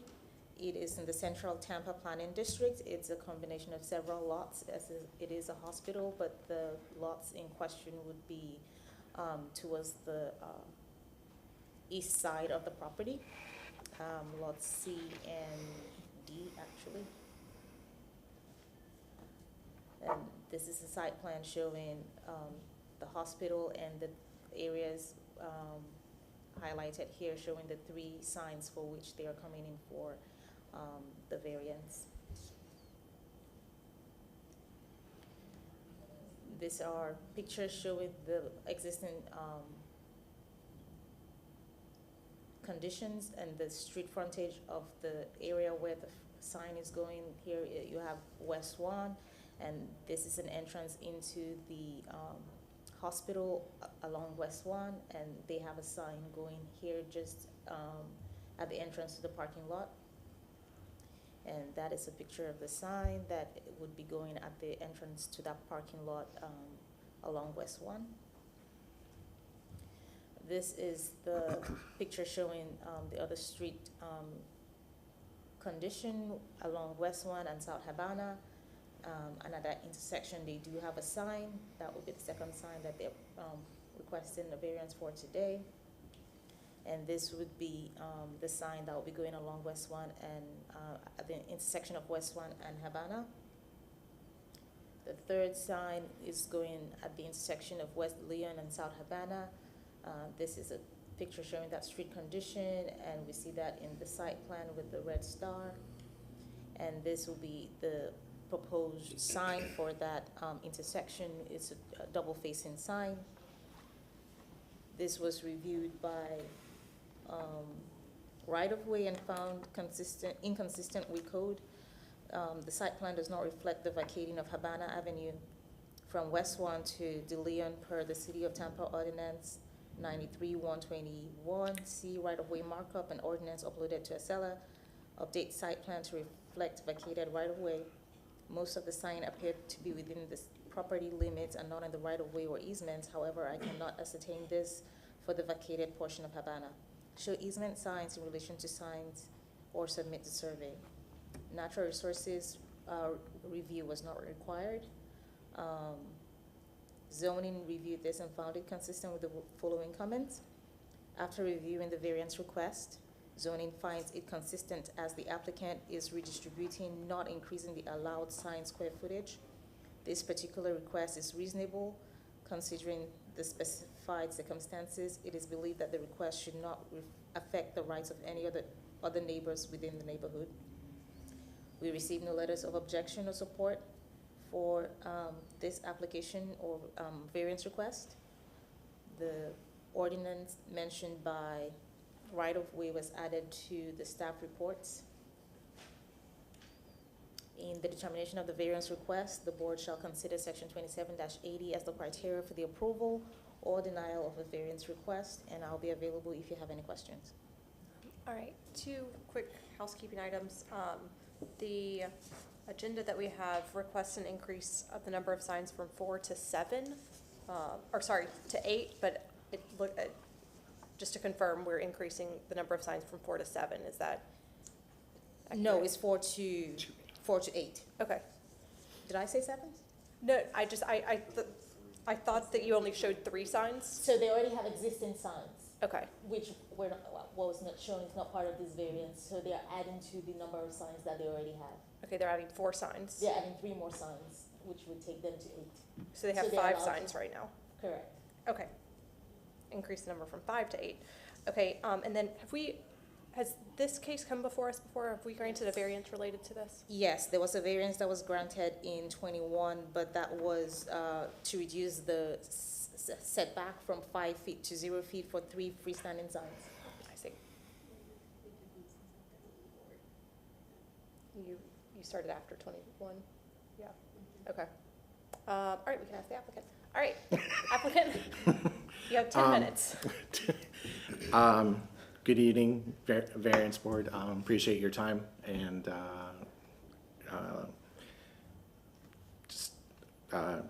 appreciate your time and the opportunity to present these 3 signs to you. My name is Chris Dumont. I work for Gould Turner, located in Nashville, Tennessee. I have been sworn in. The firm is located at 615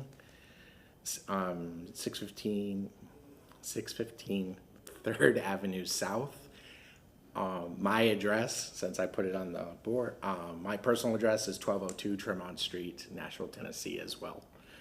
I have also brought Melissa Michelle, and she's a local government relations manager for HCA, to present the hardship case for this.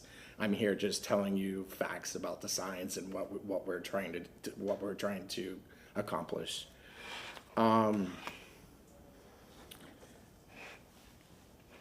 As Jane said, we're looking for additional freestanding signs.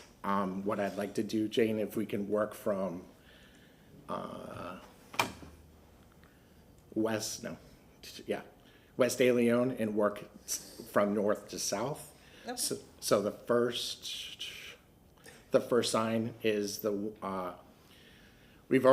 hospital's already installed a sign at the intersection of Habana, which is running towards you. West De Leon is running left to right on the picture. So the sign that we're proposing, we'd like to do is the same exact sign and place it on the corner of Habana and De Leon. The reason for this is that the emergency department is located behind you. So at this intersection, this is more of the back, we would like to say this is the back side of the campus. So when people are approaching the hospital with your loved one, if there's a injury or hurt or sick or whatever, that it will tell them how to get there. We have one street that's covered, the other one, and it's also lit as well. The hospital has gone through a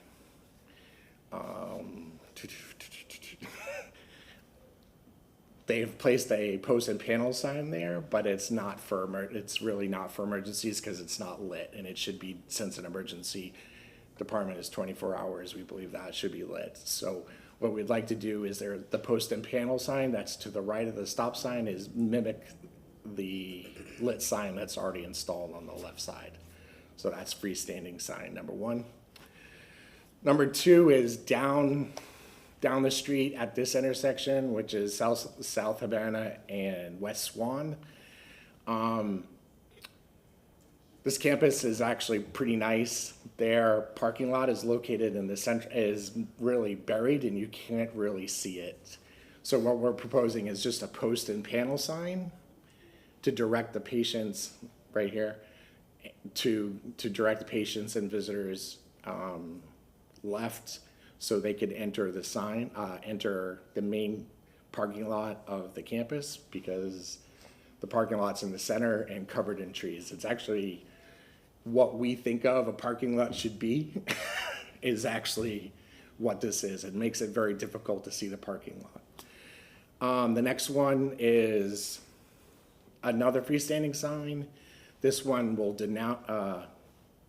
locate the entrance for the new, for the main hospital. It's also a digital sign, which is to represent what's going on at the hospital for the community. So it could be anything: food, nutrition, rehab, or whatever the hospital whatever hospital services that the hospital provides to the community. After that, that's basically what the intent of the hospital is trying to do. Good evening. So as Mr. Dumont mentioned, I'm Melissa Meschel. I live at 844 51st Avenue North in St. Pete, and I'm local government relations manager for HCA Healthcare. And so you've been sworn? I'm sorry? Oh, yes, I've been sworn in. You caught me. Thank you. So you've heard from Mr. Dumont what the variance we've requested is for in each sign. Now I'd like to put a little bit more color to it and provide the why. So in front of you, I've provided a short hardship statement that I'll share with you for the record that summarizes why our parcel has unique conditions that require the variance to be made. Then I'll add a little bit more information about our hospital. So HCA Florida South Tampa Hospital is requesting a variance from the Variance Review Board to install 3 exterior wayfinding signs to assist patients and visitors on the South Tampa Hospital campus. The hospital requires this variance because the maximum standards allowed in the Code of Ordinances do not account for the complexity of the parcel and its intended use. There are multiple entrances to the parcel and several entrances to the multiple buildings that require additional wayfinding for drivers. Additionally, there is a human safety element that cannot be underscored. As can be seen, the requester seeking these services is an acute care facility.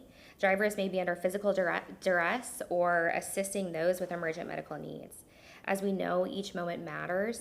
In these instances, explicit signage we are requesting variances for have been created upon the direction of our subject matter experts with the intention of successfully finding the appropriate entrances to this acute care facility when it is necessary to do so. So I'd like to touch a bit more on 2 elements. One of those is as a community partner, and the other is the more critical, as I mentioned, that human safety element. First, we do want to be a value add to the community. South Tampa has grown up and evolved around us. This hospital was first opened in 1968 and is growing with it for the betterment of the community that we serve. In addition to the high quality of care that this hospital provides, it has grown over time with additions and additional buildings, creating the complex group of medical buildings we know of when you drive past on Swan Avenue. We are here today to discuss part of a $5 million exterior modernization that has included these 3 new signs that we're discussing. In addition to necessary aesthetic improvements to be a good community partner like we should be, there's also that human safety factor that is important to discuss. We require this variance today because this specific parcel is for acute care services. Of the many services HCA Florida South Tampa Hospital provides, I'd like to discuss 2 specific service lines. First, we're a primary stroke facility. If we're gonna teach you a little bit about medical that I've learned over the past couple of years too. So, if your loved one is suffering from a stroke, national standards for stroke care require that the necessary medical medication is injected in you within 60 minutes for best outcomes. As a primary stroke facility, our average, what we call a door to needle time, so the time of that injection, is 38 minutes. Next, HCA Florida South Tampa Hospital is a PCI center. That's heart stuff. This means that our hospital can provide life-saving measures during heart attacks and other cardiac events. Again, in this instance, national standards, not HCA, but just nationally, what is accepted dictate that you or a loved one need to receive a cardiac intervention within 60 minutes for the best possible outcomes. And this facility on Swan does that 100% of the time. We require this variance because these are what patients coming to our hospital can be suffering from and experiencing. The driver or loved ones in the vehicle can be experiencing symptoms of these exact emergent events. Additional signage is required than what's provided in code because we don't want one moment to be wasted because of driving up to the incorrect building or parking in the wrong place, driving down the wrong street. Our signage must be as visible as possible for wayfinding under the emotional duress or physically taxing state our drivers might be in. The variances we have provided, we believe, do this and in a way that continues to allow our facility to be a beautiful site in South Tampa. With that, I'm happy to take any questions, and I just appreciate your review of our variance. Thank you. Does that conclude your presentation? Yes, thank you. Is there anyone in the audience that wishes to speak for or against this request? Seeing none, open it up for board questions.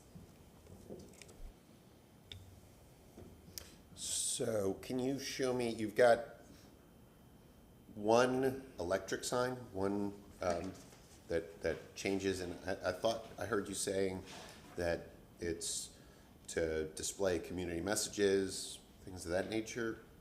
Yes, so we have the digital sign, is it showing right now? Yeah, that's Okay. the sign, yeah. That isn't appeared right now. So that's, one of those big digital signs that you put towards the main entrance, because one, that will signify pretty immediately that is a main entrance, and it's put by that beautiful canopied parking lot to show, the taller size, to show that is an entrance point, because I know driving in South Tampa, it comes up kind of quickly, but also to be that community reference point where different community events or healthcare messages can be displayed.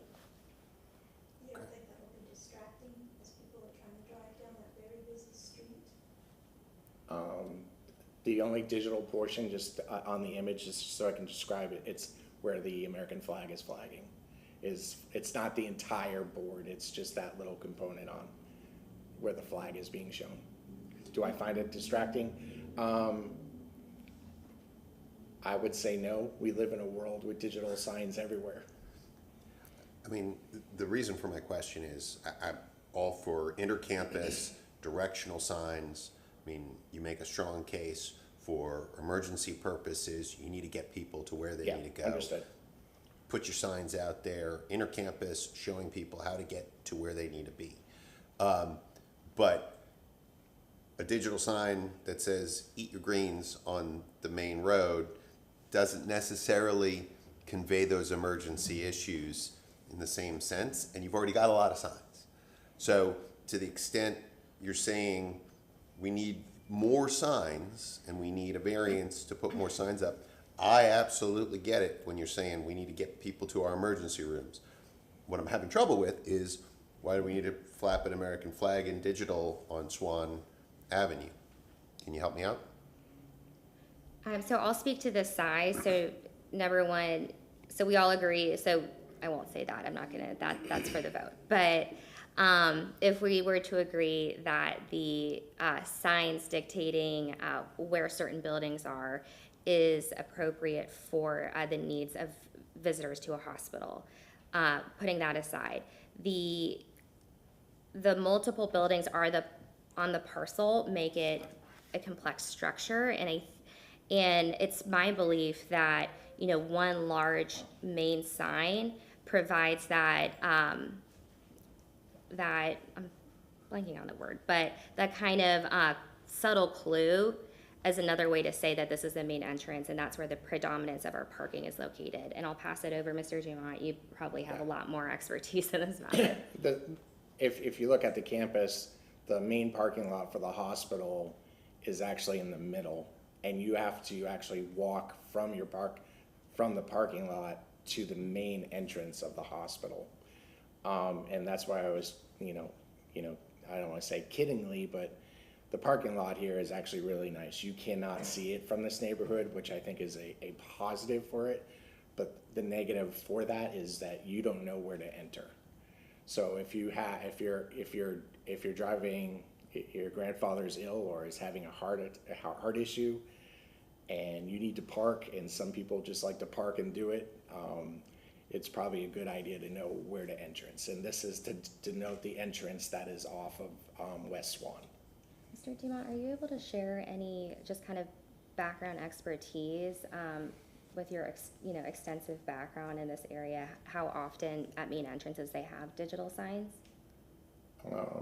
Since our firm does work with HCA directly in Nashville,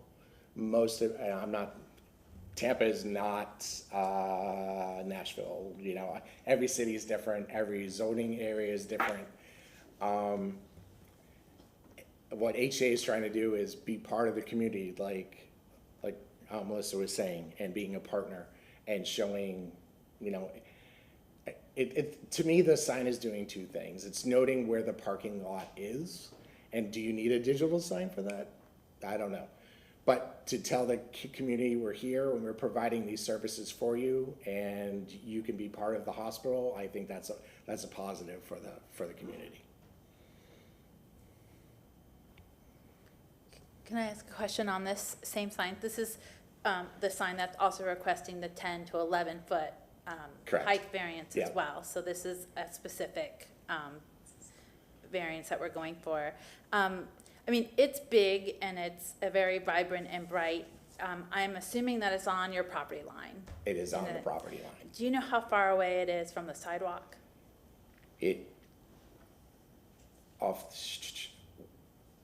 What we've talked here, what my understanding, and I'll have to forgive, we have to ask Grace from this because everybody that's been on this job is no longer existing. My understanding, the previous group that has talked to you has said it'll meet all the regulations of where the sign needs to be, except for the height. I will, she's gonna kill me. I've argued that the sign should be 10 feet, so we don't have this conversation because I think 12 inches does not make this sign better. Right, and I'm also looking along Swan. There are 5 other signs, so you might be overdoing it, especially with this one big one. You might be downplaying the rest of your signs that say emergency exit or entrance, or so I'm wondering.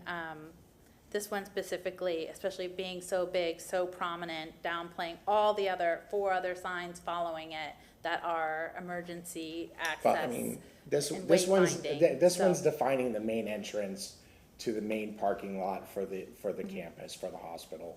The other one, if you want to talk about the other one, There's 4 other ones, I see. Mr. Dumont, okay. Yeah.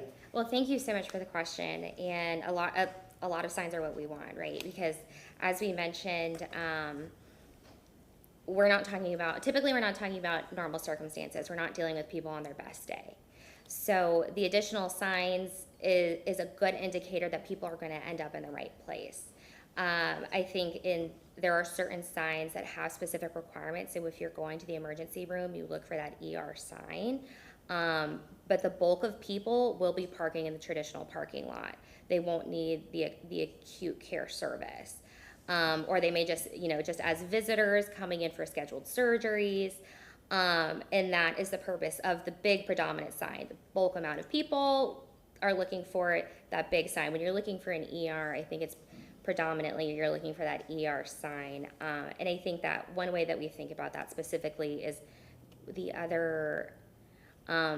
one of the other signs that we're requesting for this variance, we put in front of where there's another cutout in our building, because we have a drive-through entrance when you're receiving it in inpatient scheduled surgery. Because that roundabout, that could look like somewhere where you would drop off a patient for emergency care. So that's really important to say, hey, no, this isn't the ER. You've got to turn left and go down in another direction. So I think that it's a differentiating factor for sure. And it just kind of goes down to, how we've been trained for different signs that we look at. as drivers every day. So that ER looking different than the main entrance sign and having so many of those, I think that is an added bonus to hopefully get folks to where they're going the first time. Okay, you have a question? No, I just have a comment to make. I would think that if you were in a situation and looking for signs to get somewhere, the biggest signs that you're going to want to see and need to be able to see is when you're in those crisis modes. This sign is significantly much larger than the emergency signs that you're requesting, and I kind of have a struggle with the size of this particular sign for the main entrance. I feel like it's more of a distraction than an attraction. So, you have a handful of other signs on the property. You're coming to us and you're asking for an increase, I guess, and then, well, and maybe this is for staff. Is the request for an increase in the number of allowable signs?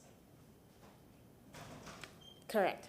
Okay, so I hear the board sort of taking issue with the digital sign, putting aside the 1 foot height difference, which I understand is, is an internal argument among the team. Why are you guys asking for this sign to be digital? Like, could you, in theory, reframe your request? And again, I'm not saying that you can do that right here, but I'm just, in theory, could you reframe your request and ask for a different sign? And is this one permittable just by right? Does that make sense? So, Jane, please fact check me Okay. on this. Thank you. So I believe that the variance that we're requesting is 2 additional signs than allowed, and the 10-foot sign being an 11-foot sign. I don't believe that the digital aspect is part of the consideration for needing a variance or not. Am I correct in that? Correct. Do you want me to speak to this matter? Sure. Okay. So based on the linear street frontage that they can have 2 freestanding signs along West Leon and 2 freestanding signs along West Swan, which would be 4 signs combined. They're coming in for a total of 8.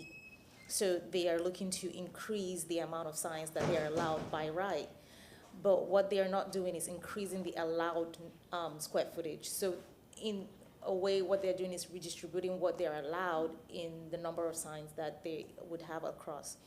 For this sign, if they were not seeking additional number of freestanding signs and the increase in height to 11 feet, they would be able to have the electric message board because by code they can have that, and the size of the board is within code standards, so that would not have been a problem if they were not looking for additional number of signs.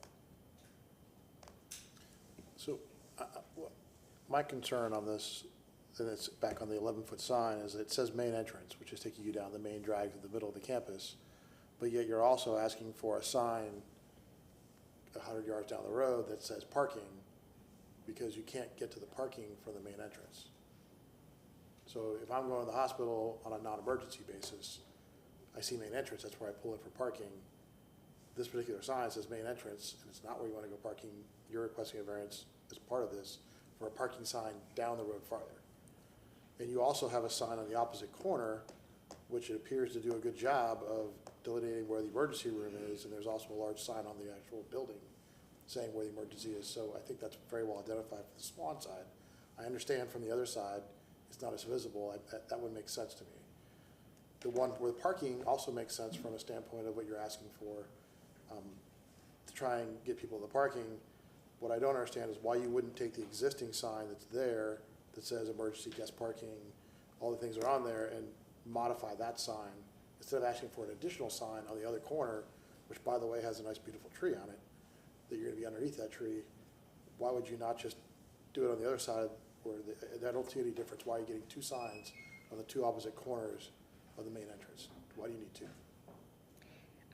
Thank you for the question. I think that we're both speaking to the complexity of the parcel. Jane, would you mind, or am I able to, I don't know how we're doing this, Because of the site plan, yeah. yeah, the large picture. Do you want to speak to the need for the additional, so if you're, So if you're coming from the I'm Page North, you're coming to the hospital from that part. That's the first sign that we're requesting to be a freestanding sign to get you south campus where the ER is located at West Swan and Habana in the northwest corner. So that's the entrance. that's the red circle. Yeah, yeah, the entrance is on the opposite side of where the red circle is. The red circle is just the post and panel to guide people to go to the parking lot. The parking lot for the facility is actually behind those two buildings that are on the Plan East side. So, I mean, I can go through what the hospital's trying to do. Right now, they're trying to make a grand entrance from that parking lot. There's a brand new canopy that's going in, a drop-off area, so you can drop someone off that needs services at the hospital, and they can walk down the procession between the two buildings. So the intent is to show people that the entrance to park your car and get to the front door of the hospital is that sign that's located on West Swan, what Jane was describing. Well, and I think the point about having multiple signs is they are each at intersections, so you can, so that's just going back to ensuring that drivers are going the right way. So that's, understanding the duress of drivers, that additional signage could be necessary based on which direction they're coming from. And also that community, so we're talking about Chris, we're talking about this sign? So the one north will be lit and okay, so the one that's up north will be lit, and it's a monument sign, and it's a freestanding sign that'll be lit. The one that's at the one that's on Swan and Habana, that's just a post and panel sign. It's a directional sign to get people at that intersection to go to if you're coming down north, to take a left because of the parking lot is basically covered. Now, to your point of the digital sign, the hospital would like to put that in, and I agree with what you're saying, main entrance. Maybe it should say main parking. So which sign of the three signs, you've got a red circle, two white circles on this, which one are you requesting to go to from 10 feet to 11 feet? The one that's located on West Swan, the one that's off, yeah. The bottom right, okay. So bottom right. So the bottom left is that emergency department sign. Because again, it's a little different, right? So the emergency room, you've already passed buildings. I know the first few times I went to the hospital, I got pretty turned around. So you certainly wouldn't want it to be your first time being in emergency. I know Tampa's a close-knit community with a lot of residents, born and raised that all know the old memorial, but we don't want to be under that assumption. Okay, so you're asking for the bottom right corner, that's gonna be the main entrance now, you want everyone to go into that parking lot from there? Yeah, and you know what, it has been, that is one of the that is like the main, what we see as the main parking lot. It's, but you come up, if you're coming from east, or if you're coming from Hyde Park, you see the parking lot first before you see the buildings for the hospital. So it's, ensuring that the traffic heads off first before continuing on to the rest of the hospital buildings. And then you go past that, then you're able to locate where the emergency department is. And I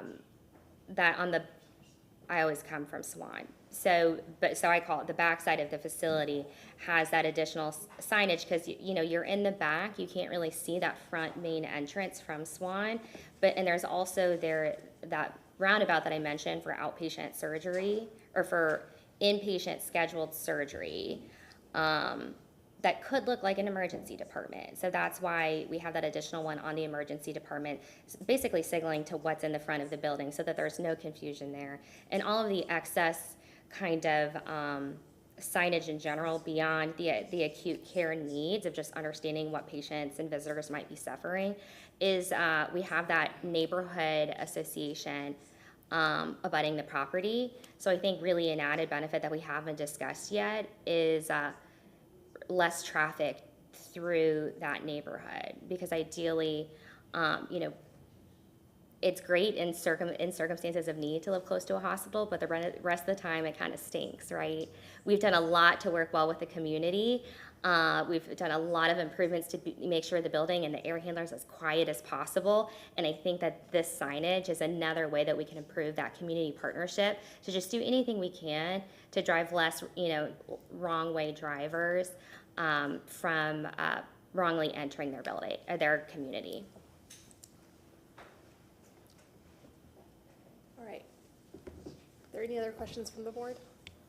I'm sorry, I have questions for some of the other exhibits. I think what was shown on the main screen, the exhibits are slightly different than what I have in front of me, but I think there was, it was West De Leon and South Havana. There was like a profile section on that.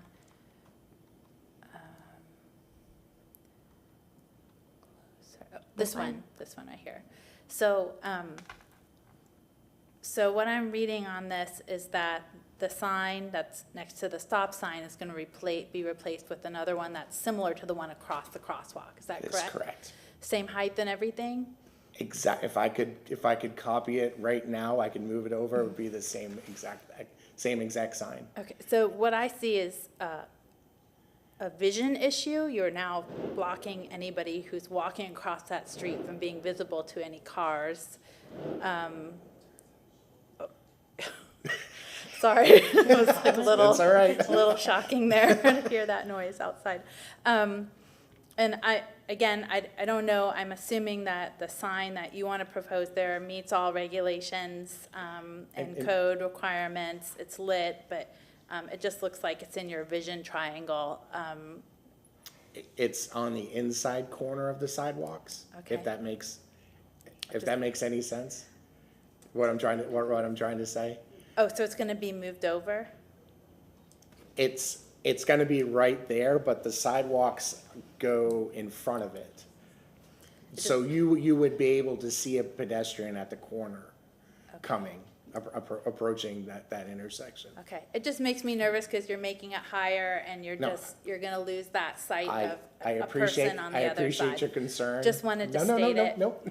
Appreciate your concern, and I'm trying to quell the concern. It's a lot of effort for cars, but I don't see a lot for the people.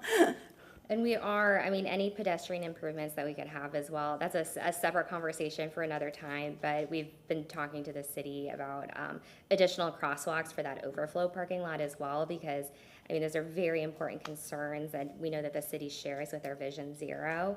We want to ensure all pedestrian safety, especially on De Leon. We know people drive crazy on that road.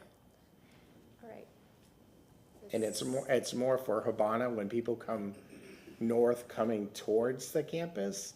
There's no signs that right now at night, that's just a post and panel sign that's not lit right now. So if you're coming at night, no, I'm just trying to give you why we want to put that sign there is to get you down further south to get to the emergency. I just had to say something when I saw it. No, so no. It's not We even a part of appreciate this. it. so- We've had many conversations about pedestrian safety as well. All right. Seeing no other questions from the board, I'm going to close the public hearing. You have 5 minutes for rebuttal. With that time, we'd really just like to restate your review of our variance request today for these 3 signs. We really want to do the best by our community and anything that we can to improve ease of access to this hospital for times of crisis and those visiting loved ones in those times. So anything, any additional way that we can improve that, we see as a benefit, and we just appreciate the time and consideration that you've put in today. Any other comments? Okay. Thank you. Excuse me, I don't have anything to add. Thank you. All right, I'm now going to close the public hearing, open it up for a motion or board discussion? So, I think the question here is wayfinding and how they solve their own, I don't have I'm so sorry. Adding more signs does not make wayfinding better. And I think if they maybe took a step back and looked at where their problems are, some of their existing signs could be reused, reconfigured, reworded. I can absolutely not support adding these size signs and this many on a street where it doesn't address any pedestrian safety. It's a very, very busy street already. And I appreciate that the hospital was built in 1968, but the neighborhoods around it were platted in 1925. So I don't think adding more signs is going to help the conditions here, and so I can't support it. So my thought's actually sort of different. I think of this, so I'm looking at the hardship criteria that we have in front of us. And I'm seeing that, this is a hospital, so it's inherently kind of a unique property and one that it's really important to have a lot of signage and wayfinding direction. I'm also thinking, if I'm in an emergency situation, so drivers, I think, tend to look at signs on the right-hand side, since we drive on the right-hand side. And so even though there might be a sign on the left-hand side, I think you're naturally going to look at signs on the right-hand side. So I think having more signs in this situation increases sort of what is the word? It doesn't injure the health, safety, and welfare. In fact, it helps the health, safety, and welfare. So I am in favor of these signs. Moreover, and I imagine this is something that the city looked at, but it looks like there's already some signs in some of these places. So although we're increasing the number of signs, practically speaking, I don't know that we're fully increasing the number of signs on the site, right? Like, because they told us that this sign on the screen, for example, is going to be replaced. So it sounds like, we're just replacing that sign. I think it's an increase in size of the sign, but the sign itself It's is not already there. quantity, it's size. Well, it says from 4 to 8, so that's what our variance would be allowing them to do. Yeah. So Per the, Yep, in accordance with, so all that to say is I'm in favor of it, but just throwing that out there for the board's consideration. I think this hospital is kind of a different scenario also. I mean, if you think about all the other hospitals in town, or the ones that I've been to, they've been kind of encapsulated, right? There's like one main entrance, and once you're in there, then there's all kinds of little roads that don't lead to any other neighborhoods. This thing's bifurcated all over the place by existing city roads, parking lots that connect to those other city roads that go to neighborhoods on every corner of it. I mean, I think that the signage is going to be very important for people to be able to find their way and hopefully reduce the traffic of people cutting through to get to their house a little faster when someone just trying to get to the ER. I think you bring up a great point, so that's why maybe there needs to be looked at a holistic campus rather than being part of a neighborhood, if it's such an important So you're hospital. suggesting the city vacate the public right-of-ways and dedicate them to the hospital? They should look at it, I think that's going to be create a campus. I don't think that falls within our purview. It doesn't. Yeah. But I'm not saying, but I'm just, as a discussion point, with We can make a so many motion on that right signs. now. Love that, I'm sure, it'd be so easy. I mean, I would say this. Look, I never want to put myself in the position of redesigning the signage for a hospital or for anyone who's got the property and has planned out what they want to do and how they want to do it. They're asking for an increase in signs. They're not asking for an increase in square footage of signs, meaning that they are keeping the square footage and distributing them around their campus. So to me, I don't have a problem with using the signs and the square footage that they have in a process that they've thought out and that they want to do it. The only thing I can see as a basis of saying, I appreciate your ask, but no thank you, is the 10 to 11 feet, which we heard testimony that it's not really necessary. So I would be okay with proposing and agreeing to the additional signage and just say, you know, hey, the 10 to 11 feet doesn't seem necessary, but everything else, it's their plan, it's their purview to get people around their campus. And it seems like a pretty good reason to want to get people from one place to another, is there's emergency room, there's other things like that. I agree with what you're seeing, Brett. I would also recommend that main sign, instead of it saying main entrance, for main parking, because that can be very misleading and understanding for individuals, especially along that main road. Keywords for that sign. And I completely agree with you, over signage is a bad thing. But I don't know that that's a decision we need to make on a design point. I think that's really left to the people that are designing the signs. I think they may find that they're putting too many signs and confusing people, and they may come back and change those.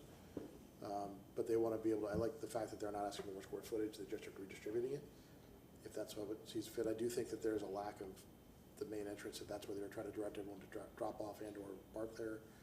That definitely lacks in the sort of grandfathered in site plan that's there.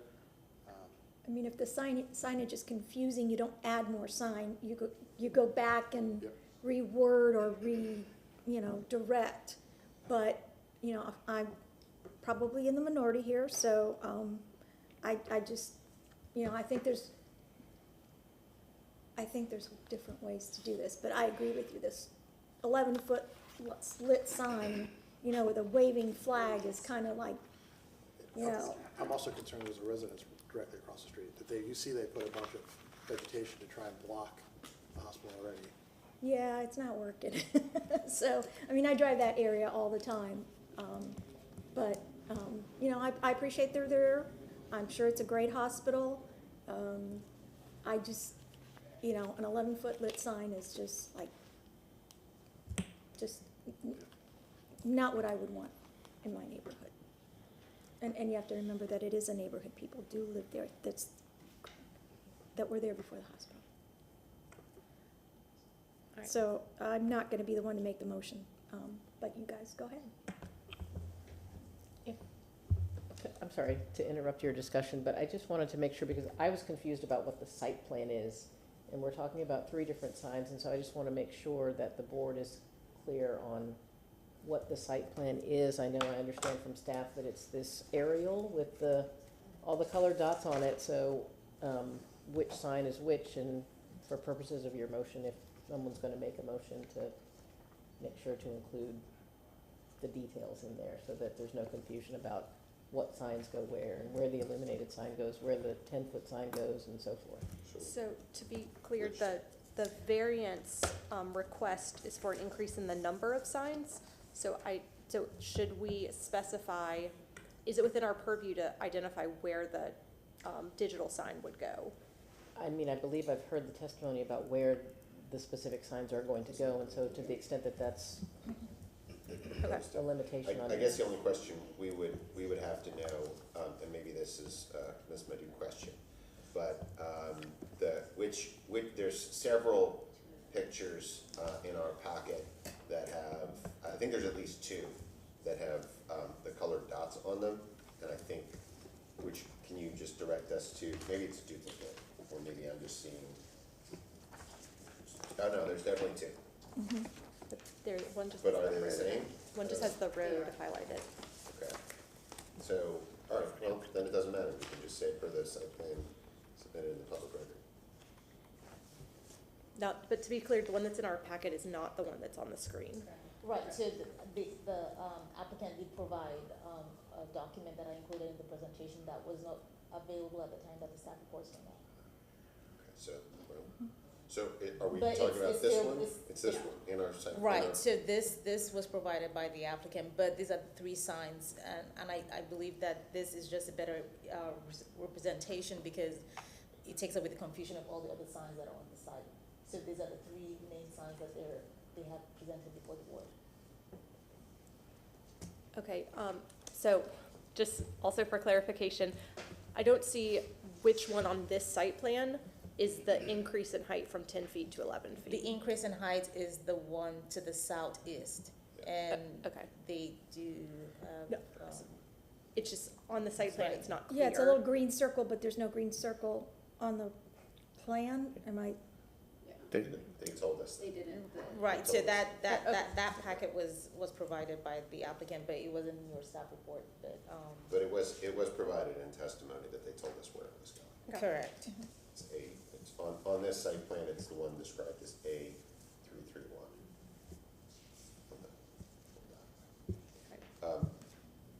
Right. Well, does anyone want to make a motion? I'll give it a shot. All right. There we go. go for it, Tom. All right. I know. It's kind of tough. Yeah. Good for you. So this is a approval with conditions, correct? Well, unless you If have. we're going to, all right, fair enough. So I will move the variance request for case VRB, let me make sure I get this right. 2305, located at 2901 West Swan Avenue, as depicted on the site plan presented to the public at the public hearing for an addition of 4 more signs from 4 to 8. To request the increase to the allowed number. To request the increase to allow a number of freestanding signs along West Swan Avenue and West De Leon from 4 to 8. Increase that. You could just stop there if you don't want to make that. Yep, I'll stop right there with that. And to not include the increase of height from 10 to 11 feet. So we're denying that part of the, Well, This is with conditions, I guess. well, he's just making a motion to approve the first part. Well, I guess we'll do the second part next. So It would- there are would- two, Okay, so we'll bifurcate it then? Yeah. Okay, Yeah, we can. Yeah. fair enough. Told you you picked a tough one. I know, that's all right, I'll give it a shot. You gotta learn sometime. Based upon the applicant presenting the competent and substantially complete evidence and to the record of the public hearing, and unnecessary hardship for practical difficulty when considering the 5 hardship criteria as set forth in section 27-80 in the city code, specifically that the additional signage is needed for wayfinding and to properly address location for both emergency entrance and proper parking and main entrance for the public using the facility. Second. by Mr. Foltz, second by Mr. Feldman. All those in favor, say aye. All those opposed? All right, so your request for the increase in the number of signs from 5 to 8 has been approved, 5 to 2. And it remains open as to the freestanding sign. Another shot? Go ahead. Here we go. I move that the variance request for case VRB 23-05 for the property located at 2901 West Swan Avenue for the increase in sign height from 10 foot to 11 foot be denied due to failure of petitioner to meet the burden of proof, provide the competent and substantial evidence in the record, and at this public hearing for an unnecessary hardship or practical difficulty when considering the 5 hardship criteria as set forth in section 27-80 of the city code, specifically that a larger sign is not necessary to bring across what you were as a main entrance. And consideration that it's in a residential neighborhood and needs to remain as unobtrusive as possible. All right. Second. Second, motion by Mr. Foltz, second by Mr. Feldman. All those in favor of the denial, say aye. All those opposed? Right, your motion is denied for the increase in the height. You have 14 days to appeal that decision. All right, thank you so much. Thank you. Yep. All right, we are going to take a 2-minute recess, and we will resume in just a couple minutes with VRB 2314.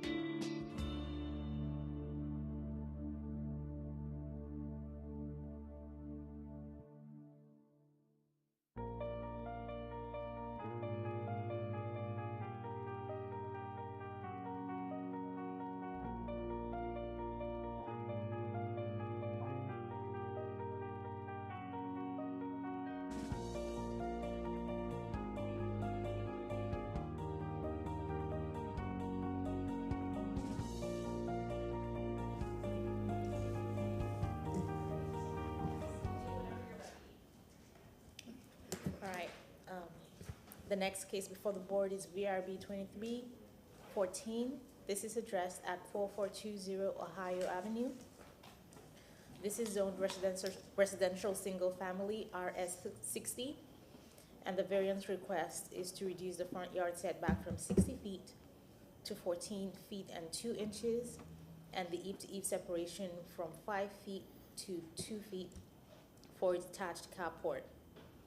The code section in reference is section 27-291A, which has the setback for accessory structures as 60 feet from the front, 3 feet in the rear, 3 feet on the side, and 7 in the corner. And section 27-291A3 with a minimum separation of 5 feet between principal structures and accessory structures measured eve to eve. This is an aerial showing the subject property. It is an interior lot in the South Tampa Planning District.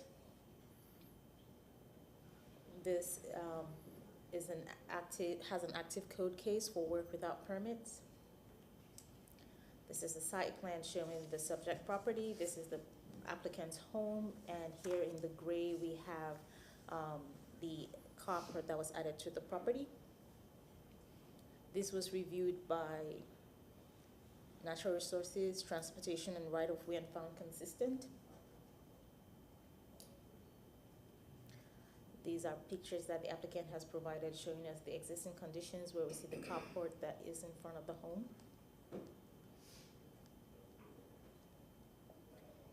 And additional pictures on the left, you have the picture showing that separation between the existing home and the carport. We received no letters of objection or support for this variance request, and staff did not provide any memos. In the determination of the variance request before you, the board shall consider section 27-80 as the criteria for the approval or denial of a variance request, and I'll be available if you have any questions. All right. Applicant, name, address, confirm that you've been sworn, and you have 10 minutes. Good evening. My name is Abner Vasquez. My address is 4420 Ohio Avenue, 33616. I have been sworn. I'll not forget that. Also, I'd like to apologize for the noise I made earlier. My wife gave me the look to remind me. Anyway, we bought the house in 2017, moved in with our youngest daughter during her junior year at Robinson. The following year in 2018, while she's completing her junior year, we had a car theft, or not car theft, we had a break-in of one of our vehicles, her vehicle actually, while parked in front. We called TPD, they came out and made a report, and unfortunately she had actually left her door unlocked, but that's part of the problem. Besides leaving her door locked and she was in a hurry, left her book bag in the back and all that. We do have teenagers or young adults walking around at night especially, checking to see what cars they find unlocked. Okay. Now when we went ahead in 2020, purchased our Pathfinder,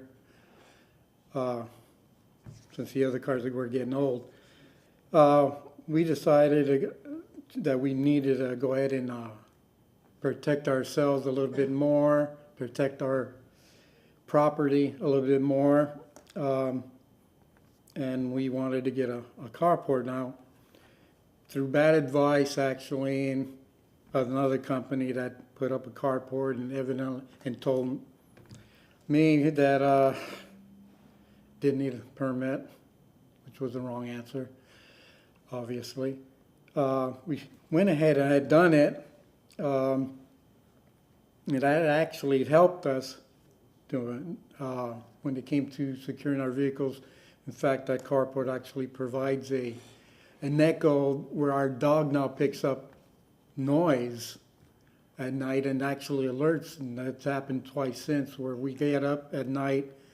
And actually, carport, we had installed a very bright light triggered by a sensor, and it's actually spooked a couple youngsters trying to find to see if any of our vehicles are open, and they weren't, but still, we saw them running away. Now, unfortunately, I wasn't able to videotape any of that.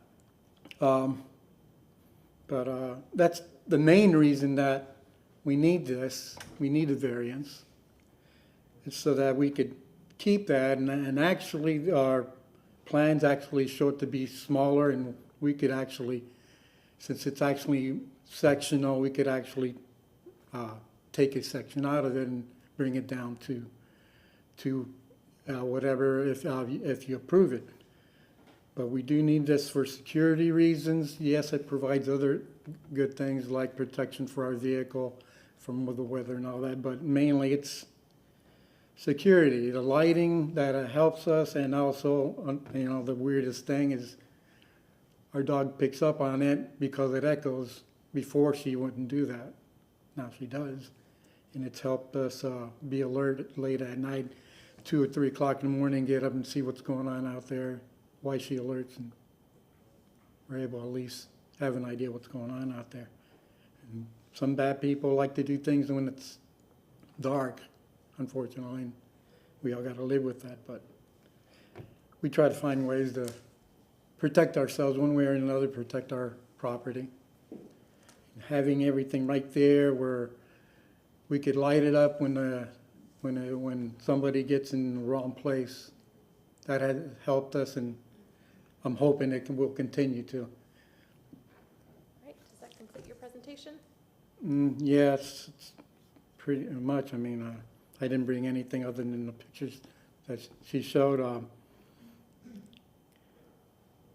Seeing now the variance for the sleeve, the eave, that we do need it down to 2 because, well, I thought it was 5, be honest with you again, wrong information. I thought it was from the house itself to the carport, but instead it's from the eave to the carport, so that's why we need a variance from 5 to 2. And also,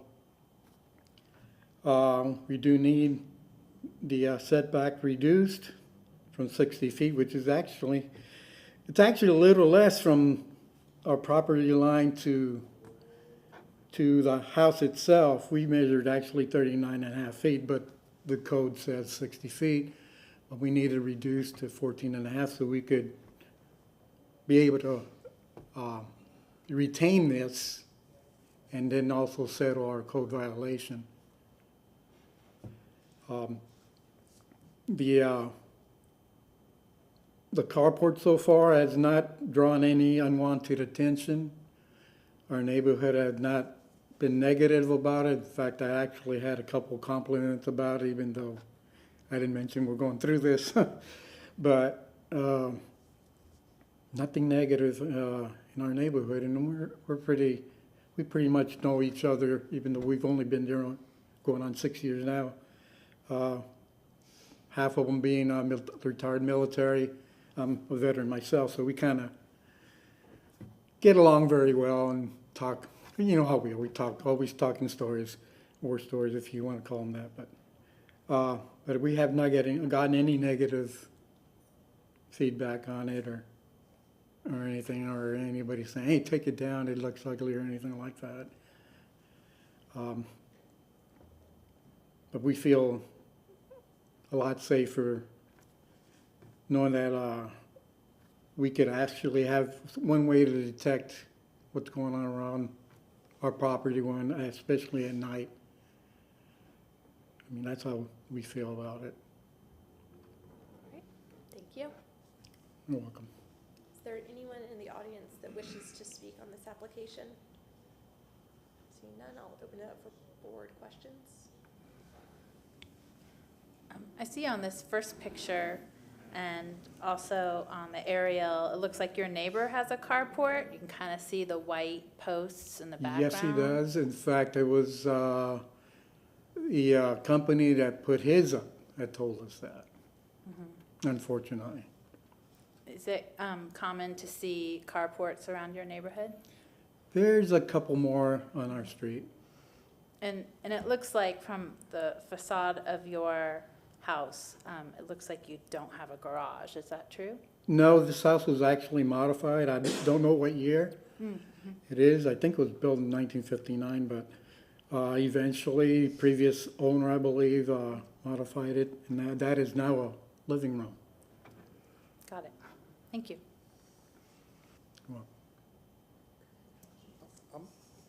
I'm a little confused by the 60-foot setback. I don't seem to see a 60 feet on the site plan. 60 feet is what they're required to have. So it could be that the house just, encroaches into the front setback. So it's already encroaching, so the house is. The house doesn't encroach into the front yard setback. The accessory structure, because it is detached from the principal structure, has to maintain accessory structure setbacks. Okay. Typically, those are in the back. A shed. Typically, Right, they're in the back, right, correct. right. From the site plan, it appears to be 35 feet, 39 feet, excuse me. Yeah. So he has 39 and. To the house. To the house, yes. Or usually what the city Accessory doesn't, structure is 60 feet. right, what the city doesn't want is sheds in the front yard. So the city says 60 feet for your accessory structure, but because it's not attached, usually we see carports that are attached, right? Because it's not attached, if it were attached, we would do main structure setback, which would be, what would be the main structure setback, Ms. Madhu? For this, it would be 25 feet. I believe he's RS 60. Yeah, Right. so he will have 25 feet in the front. Yeah. So It would be in violation of that anyway, okay. So they attach it, if they would attach it, it would be less of a reduction. yes. And they wouldn't need the 5 foot to 2 foot UTV separation either. So, We didn't think of that, to be honest with you. So here's the question. If we were to approve this, then they could go and put a shed in their front yard. no, it's only what's shown on the site plan. Any other questions? Seeing none, you have 5 minutes for rebuttal. Should you use? I don't know what else I could actually say other than we're trying hard to keep this, mainly again for our safety at night especially. We're able to park all vehicles in one area and keep it safe because it becomes lit when an intruder or someone unwanted walks into that area, and then for us, it's we feel safer. We feel safer overall, especially when our dog can pick up on it. It's such a weird thing. We didn't think that would happen, but 2, 3 o'clock in the morning, she starts barking. All of a sudden, we know someone is in that area because it echoes.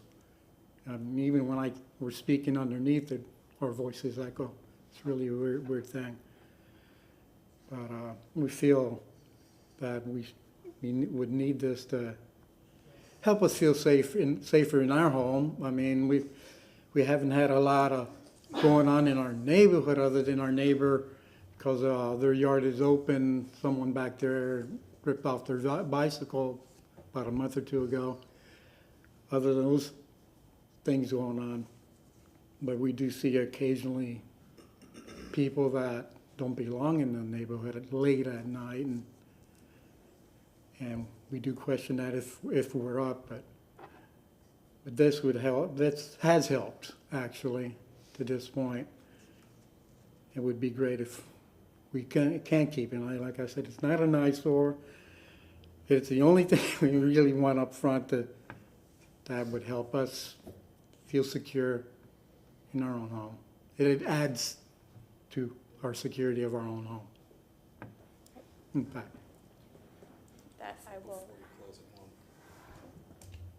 Should someone want to do a positive motion on this, would you be amenable to a condition that it never be enclosed? Yes. Okay, very good. We have no plans to do that. I'm going to close the public hearing and open it up for board discussion or motion.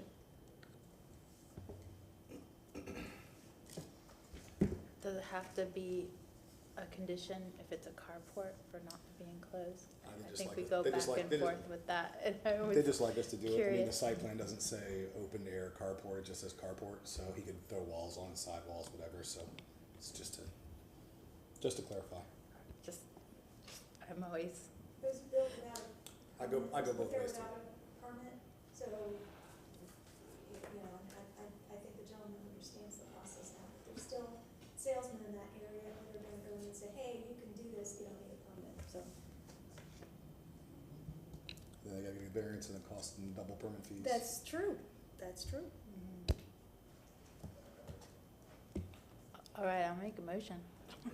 I move that the variance request for case VRB 2314, located at 4420 Ohio Avenue, as depicted on the site plan presented at the public hearing for a reduction of the front yard setback from 60 feet to 14 foot 2 inches, and the eve-to-eve separation from 5 foot to 2 foot, with the following conditions: that it never be enclosed in the future as a carport. For the reasons, with that said, variance, as conditioned, be granted based upon the applicant presenting competent and substantial evidence in the record, and at this public hearing, of a necessary hardship or practical difficulty when considering the 5 hardship criteria set forth in 27-80 of the city code, specifically that this residence currently has no garage, hasn't had a garage since the applicant has lived there. It provides just the basic kind of protection for his automobiles, and it provides some safety features. These carport structures, as I look on the aerial plan, are present on just about every street, maybe 1 or 2 of them in a similar condition. So this is meeting kind of the character of the neighborhood. Motion, is there a second? Second. Second by Ms. Powers. All those in favor say aye. All those opposed? Great. Your motion is, or your variance has been approved 7-0. Thank you.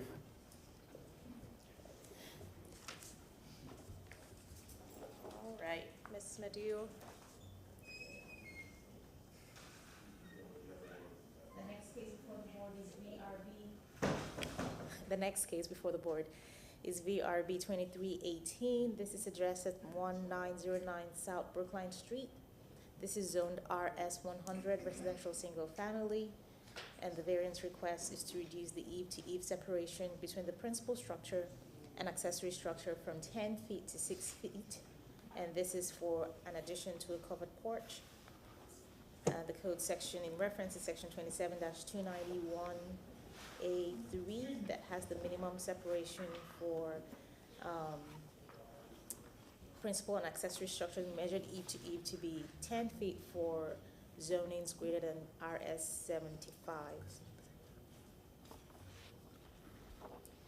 This is the subject property. It's an interior lot in the South Tampa Planning District. This is a site plan showing the existing conditions on the site. This is the single-family residence, and they have the accessory structure, one-story guest house to the south side. Well, it's actually to the west side, but the plan is kind of skewed. And the area in question is in the dotted rectangle here, and that separation is supposed to be 10 feet, but they're requesting it to be at 6 feet. This is an elevation showing the subject area. This is the extent of the addition that they're making to the property, and they have called out that porch addition here. And then again, you see, it's a little hard to read here, but this is where that variance request is coming in. They have 6 feet separating the eave of the porch and the eave of the existing guest house. And here we see the guest house, the porch here with the guest house in the rear. Pictures that the applicant provided showing that area of work. You have the guest house over here, and you have the main residence on the left-hand side. A view from what I believe is the west side, looking at the guest house and the existing single-family residence. more pictures showing the existing condition, that's the home, and the porch that, they would be making that addition to. And, this was reviewed by Natural Resources and found consistent. Transportation review was not required. Right-of-way had reviewed and found it consistent with condition. No objection with the following comment: no objection to proposed work. However, the existing guest house appears to encroach into an existing easement and may cause issues at the time of permitting. We received no letters of objection or support for this variance request, and in the determination of the variance request before you, the board shall consider section 27-80 that has the criteria for the approval or denial of a variance request. And I will be available if you have any questions. All right, applicant, please state your name, address, and confirm that you've been sworn. Yes, I'm Jeff Locksmith of Cooper Johnson Smith Peterson Architects. Our address is 102 South 12th Street, and yes, I have been sworn in. First of all, thank the board for hearing this variance request tonight. As Jane mentioned, this is existing single-family residence on South Brookline and Palmacia. You can see the main house, and apologies, I don't know the technology here. Is there a way to pull up the site plan? So yes, the existing main house fronting the street, which is a 99-year-old home, and then the guest house accessory structure in the rear that's 95, 96 years old. So these are buildings that have been around for a while, and we're making this request because the property owners approached us a while back about adding a covered porch to the rear of their house, better outdoor, more modern outdoor living. Plus also to provide some sun shading on the south and west sides of the home. If we could switch over to the plan, the large scale plans.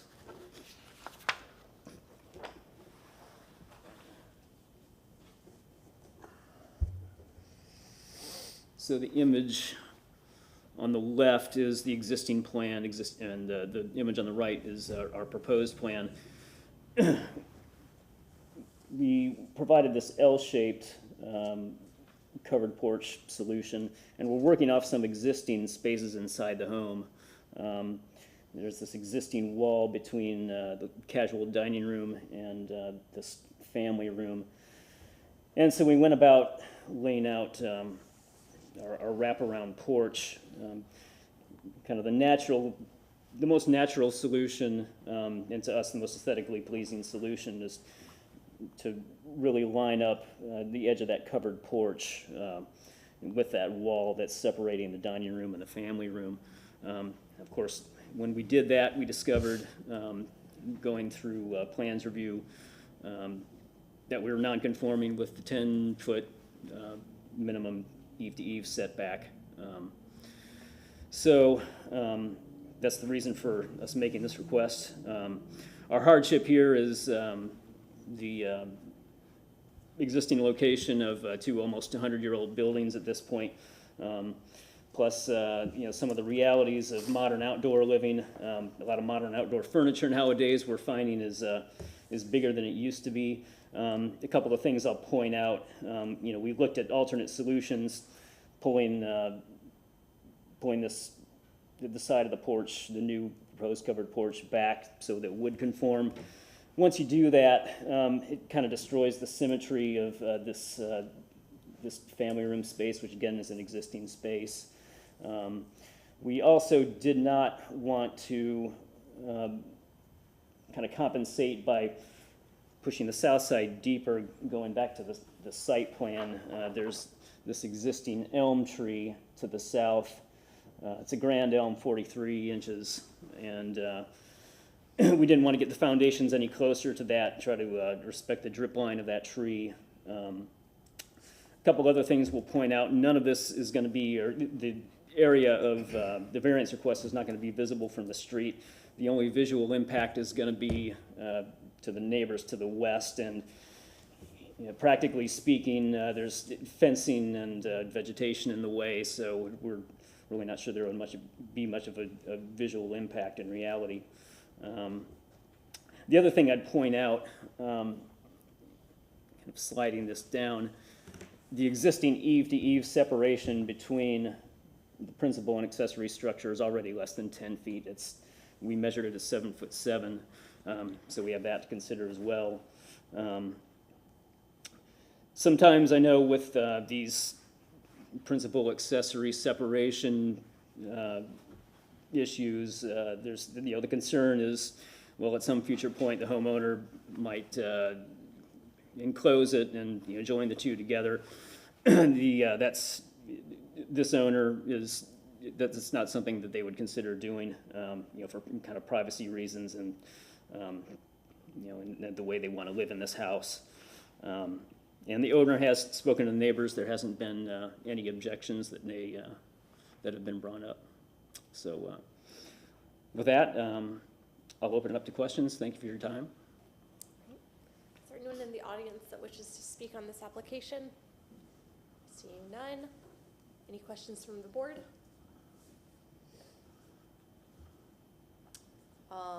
In case it is brought up, would you be agreeable to a condition that this outdoor patio never be enclosed? Sure.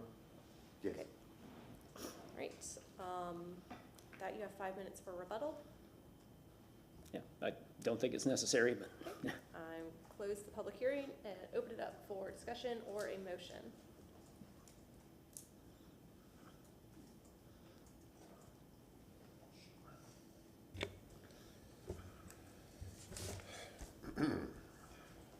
I move that variance request for case VRB 23-18, located at 1909 South Brookline Street, as depicted on the site plan presented at the public hearing, to reduce the eave-to-eave separation between principal structure and accessory structure from 10 feet to 6 feet, with the encroachment of eaves and gutters, with the condition that the porch never be enclosed or made into air-conditioned space. That said variance as conditioned be granted based upon the applicant presenting competent and substantial evidence in the record and at this public hearing of an unnecessary hardship or practical difficulty when considering the 5 hardship criteria set forth in section 27-8 City Code. Specifically that the house is a 99-year-old home, that the guest home is 95 years old, that they are adding a covered porch to the rear, that the impacts are all internal to the site, being the eave-to-eave separation, that there is no visibility from the street, that no neighbors are impacted, and that the health and safety of the public remains unchanged. Second. Motion by Mr. Feldman, second by Ms. Walrapp. All those in favor, say aye. Aye. Any opposed? 1. All right, your motion, or your variance is approved 6-1. Thank you. Thank you. All right. Last one of the evening.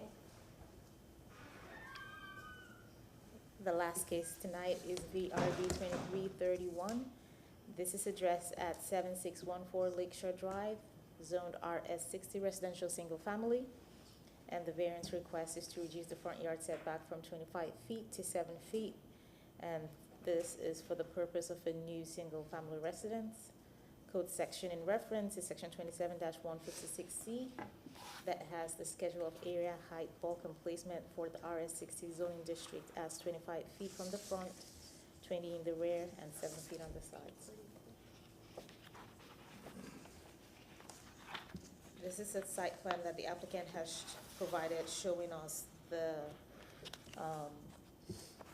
EPC survey with the wetland setback. This property is in the South Tampa Planning District, and there is a wetland that is located on the property. And this shows that wetland delineation line, and then 25-foot required setback. This is a site plan that the applicant is proposing showing the single-family home with the reduction in that front setback from 25 feet to 7 feet. This was reviewed by Natural Resources and found consistent.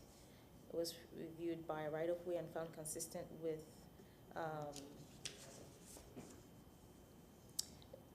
it was reviewed by Natural Resources and found consistent with conditions.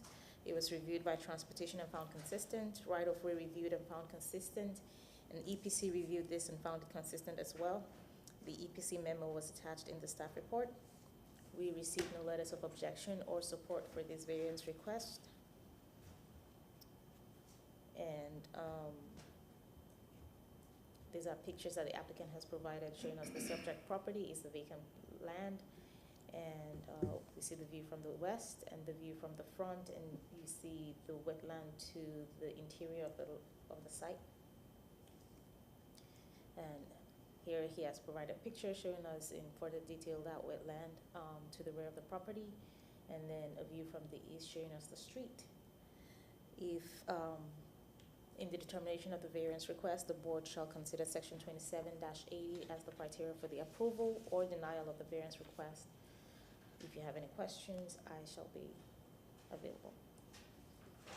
Thank you. Applicant, please state your name, address, confirm that you've been sworn, and you have 10 minutes. Right. Thank you. Good evening. My name is Gerald McCants. My address is 2114 West Walnut Street, and I have been sworn in. Okay? All right. Should be very quick. Hopefully I can state my case. Okay, so I just want to show a little bit of overview here.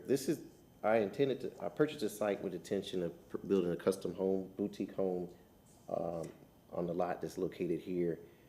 It's set within the waterway, the Hillsborough River, that bends and turns up and heads towards Sulphur Springs. But in between is a lot of marsh and low-lying areas that back up to the rear of the property. Here's just a kind of here's an area that shows a little bit of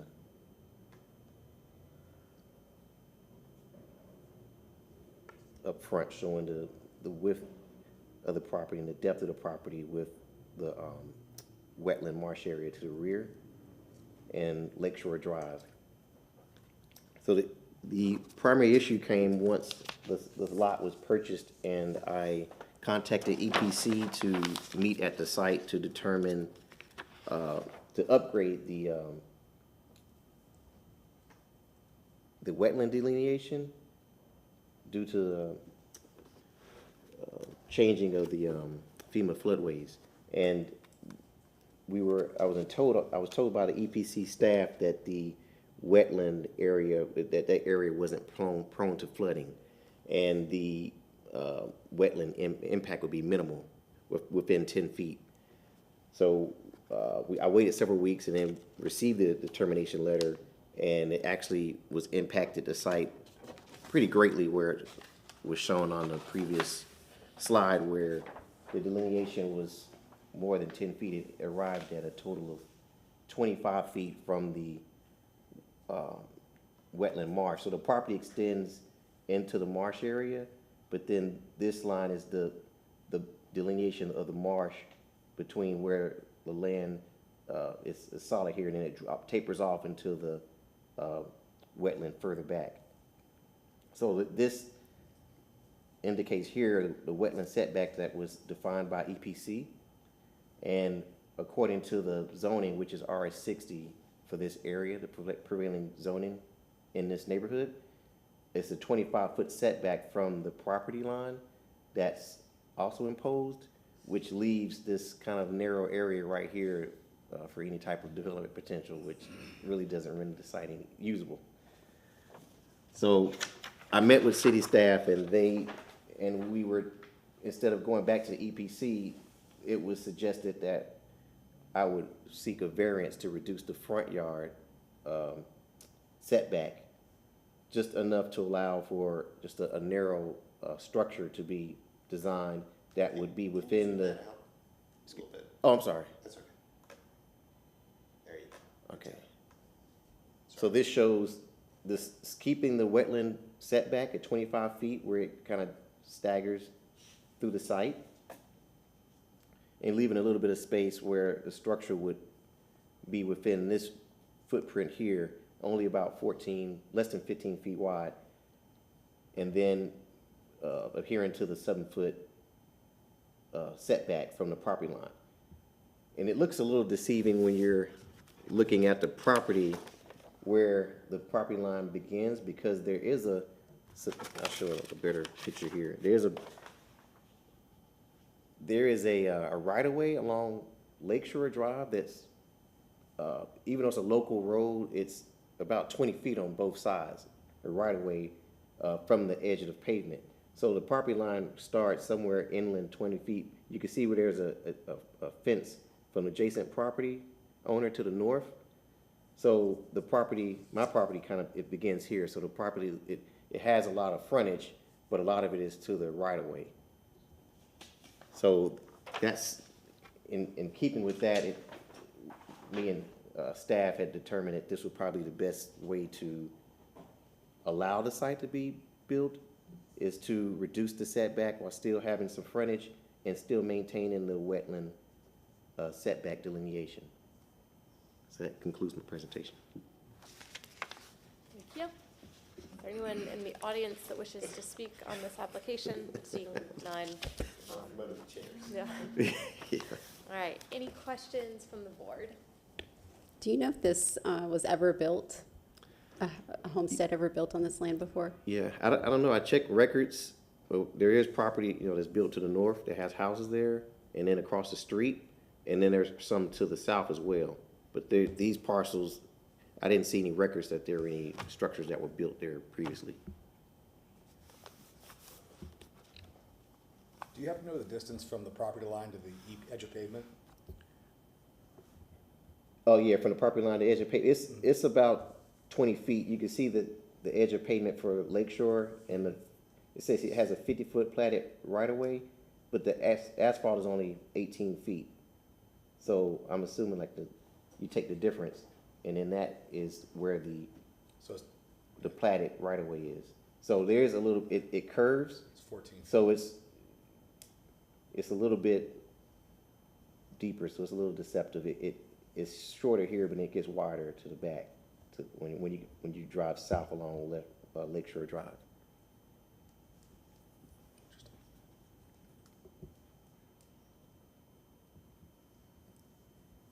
Right, any other questions from the board? Very, Yeah, seeing none, any rebuttal?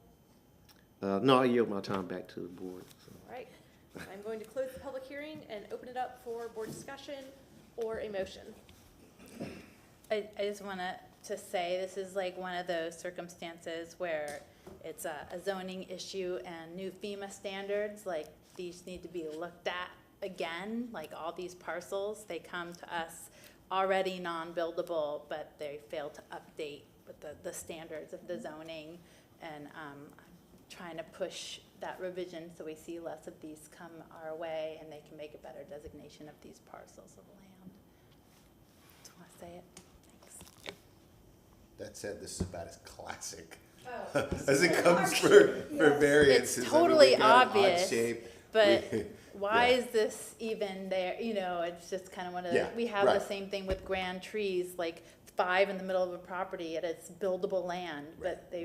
Would be real nice if EPC Yeah. addressed to this so that I know. folks like this didn't have to come to us. But, well, does anybody want to make a motion? I've done a lot tonight, but it's out there. This should be easy. All right. I move that the variance request for case VRB 23-31 for property located at 7614 Lakeshore Drive be granted as depicted on the site plan presented at the public hearing for reduction in the front yard setback from 25 feet to 5 feet based upon the applicant presenting competent and substantial evidence in the record and at this public hearing of an unnecessary hardship or practical difficulty with considering the 5 hardship criteria set forth in section 27-80 of the city code. Specifically, this is definitely an irregular lot due to the new wetland setbacks. It has pinched buildable areas to an unbuildable lot. So without this setback, there's really nothing that could ever be done with it. this has got a large front lawn before it gets to the edge of pavement, just due to the design and construction of the road. So that additional distance, I think, helps with the health, safety, and welfare of people. If anyone has car trouble, they can still pull off the side of the road and be able to access their vehicles. That's the only way it's ever gonna work. Correction, it's 25 feet to 7, you said 5. Sorry, 25 feet to 7. So it's up. I'd like to amend my motion from, reduce this front yard setback from 25 feet to 7 feet per the application. All right, motion from Mr. Murphy, second from Ms. Walrath. All those in favor say aye. Aye. Those opposed, congratulations, your variance. Thank you, approved appreciate it. 7-0. Have a good night. I have images if you wanna see it. You wanna see, I have renderings if you wanna see it. I know. I'll show you, this is kind of what I'm proposing here, so it's, I don't know if you can see it. So it's pretty narrow, and it's, yeah, it'll fit. So I'm not eliminating any trees. So, yeah, thanks, thank you.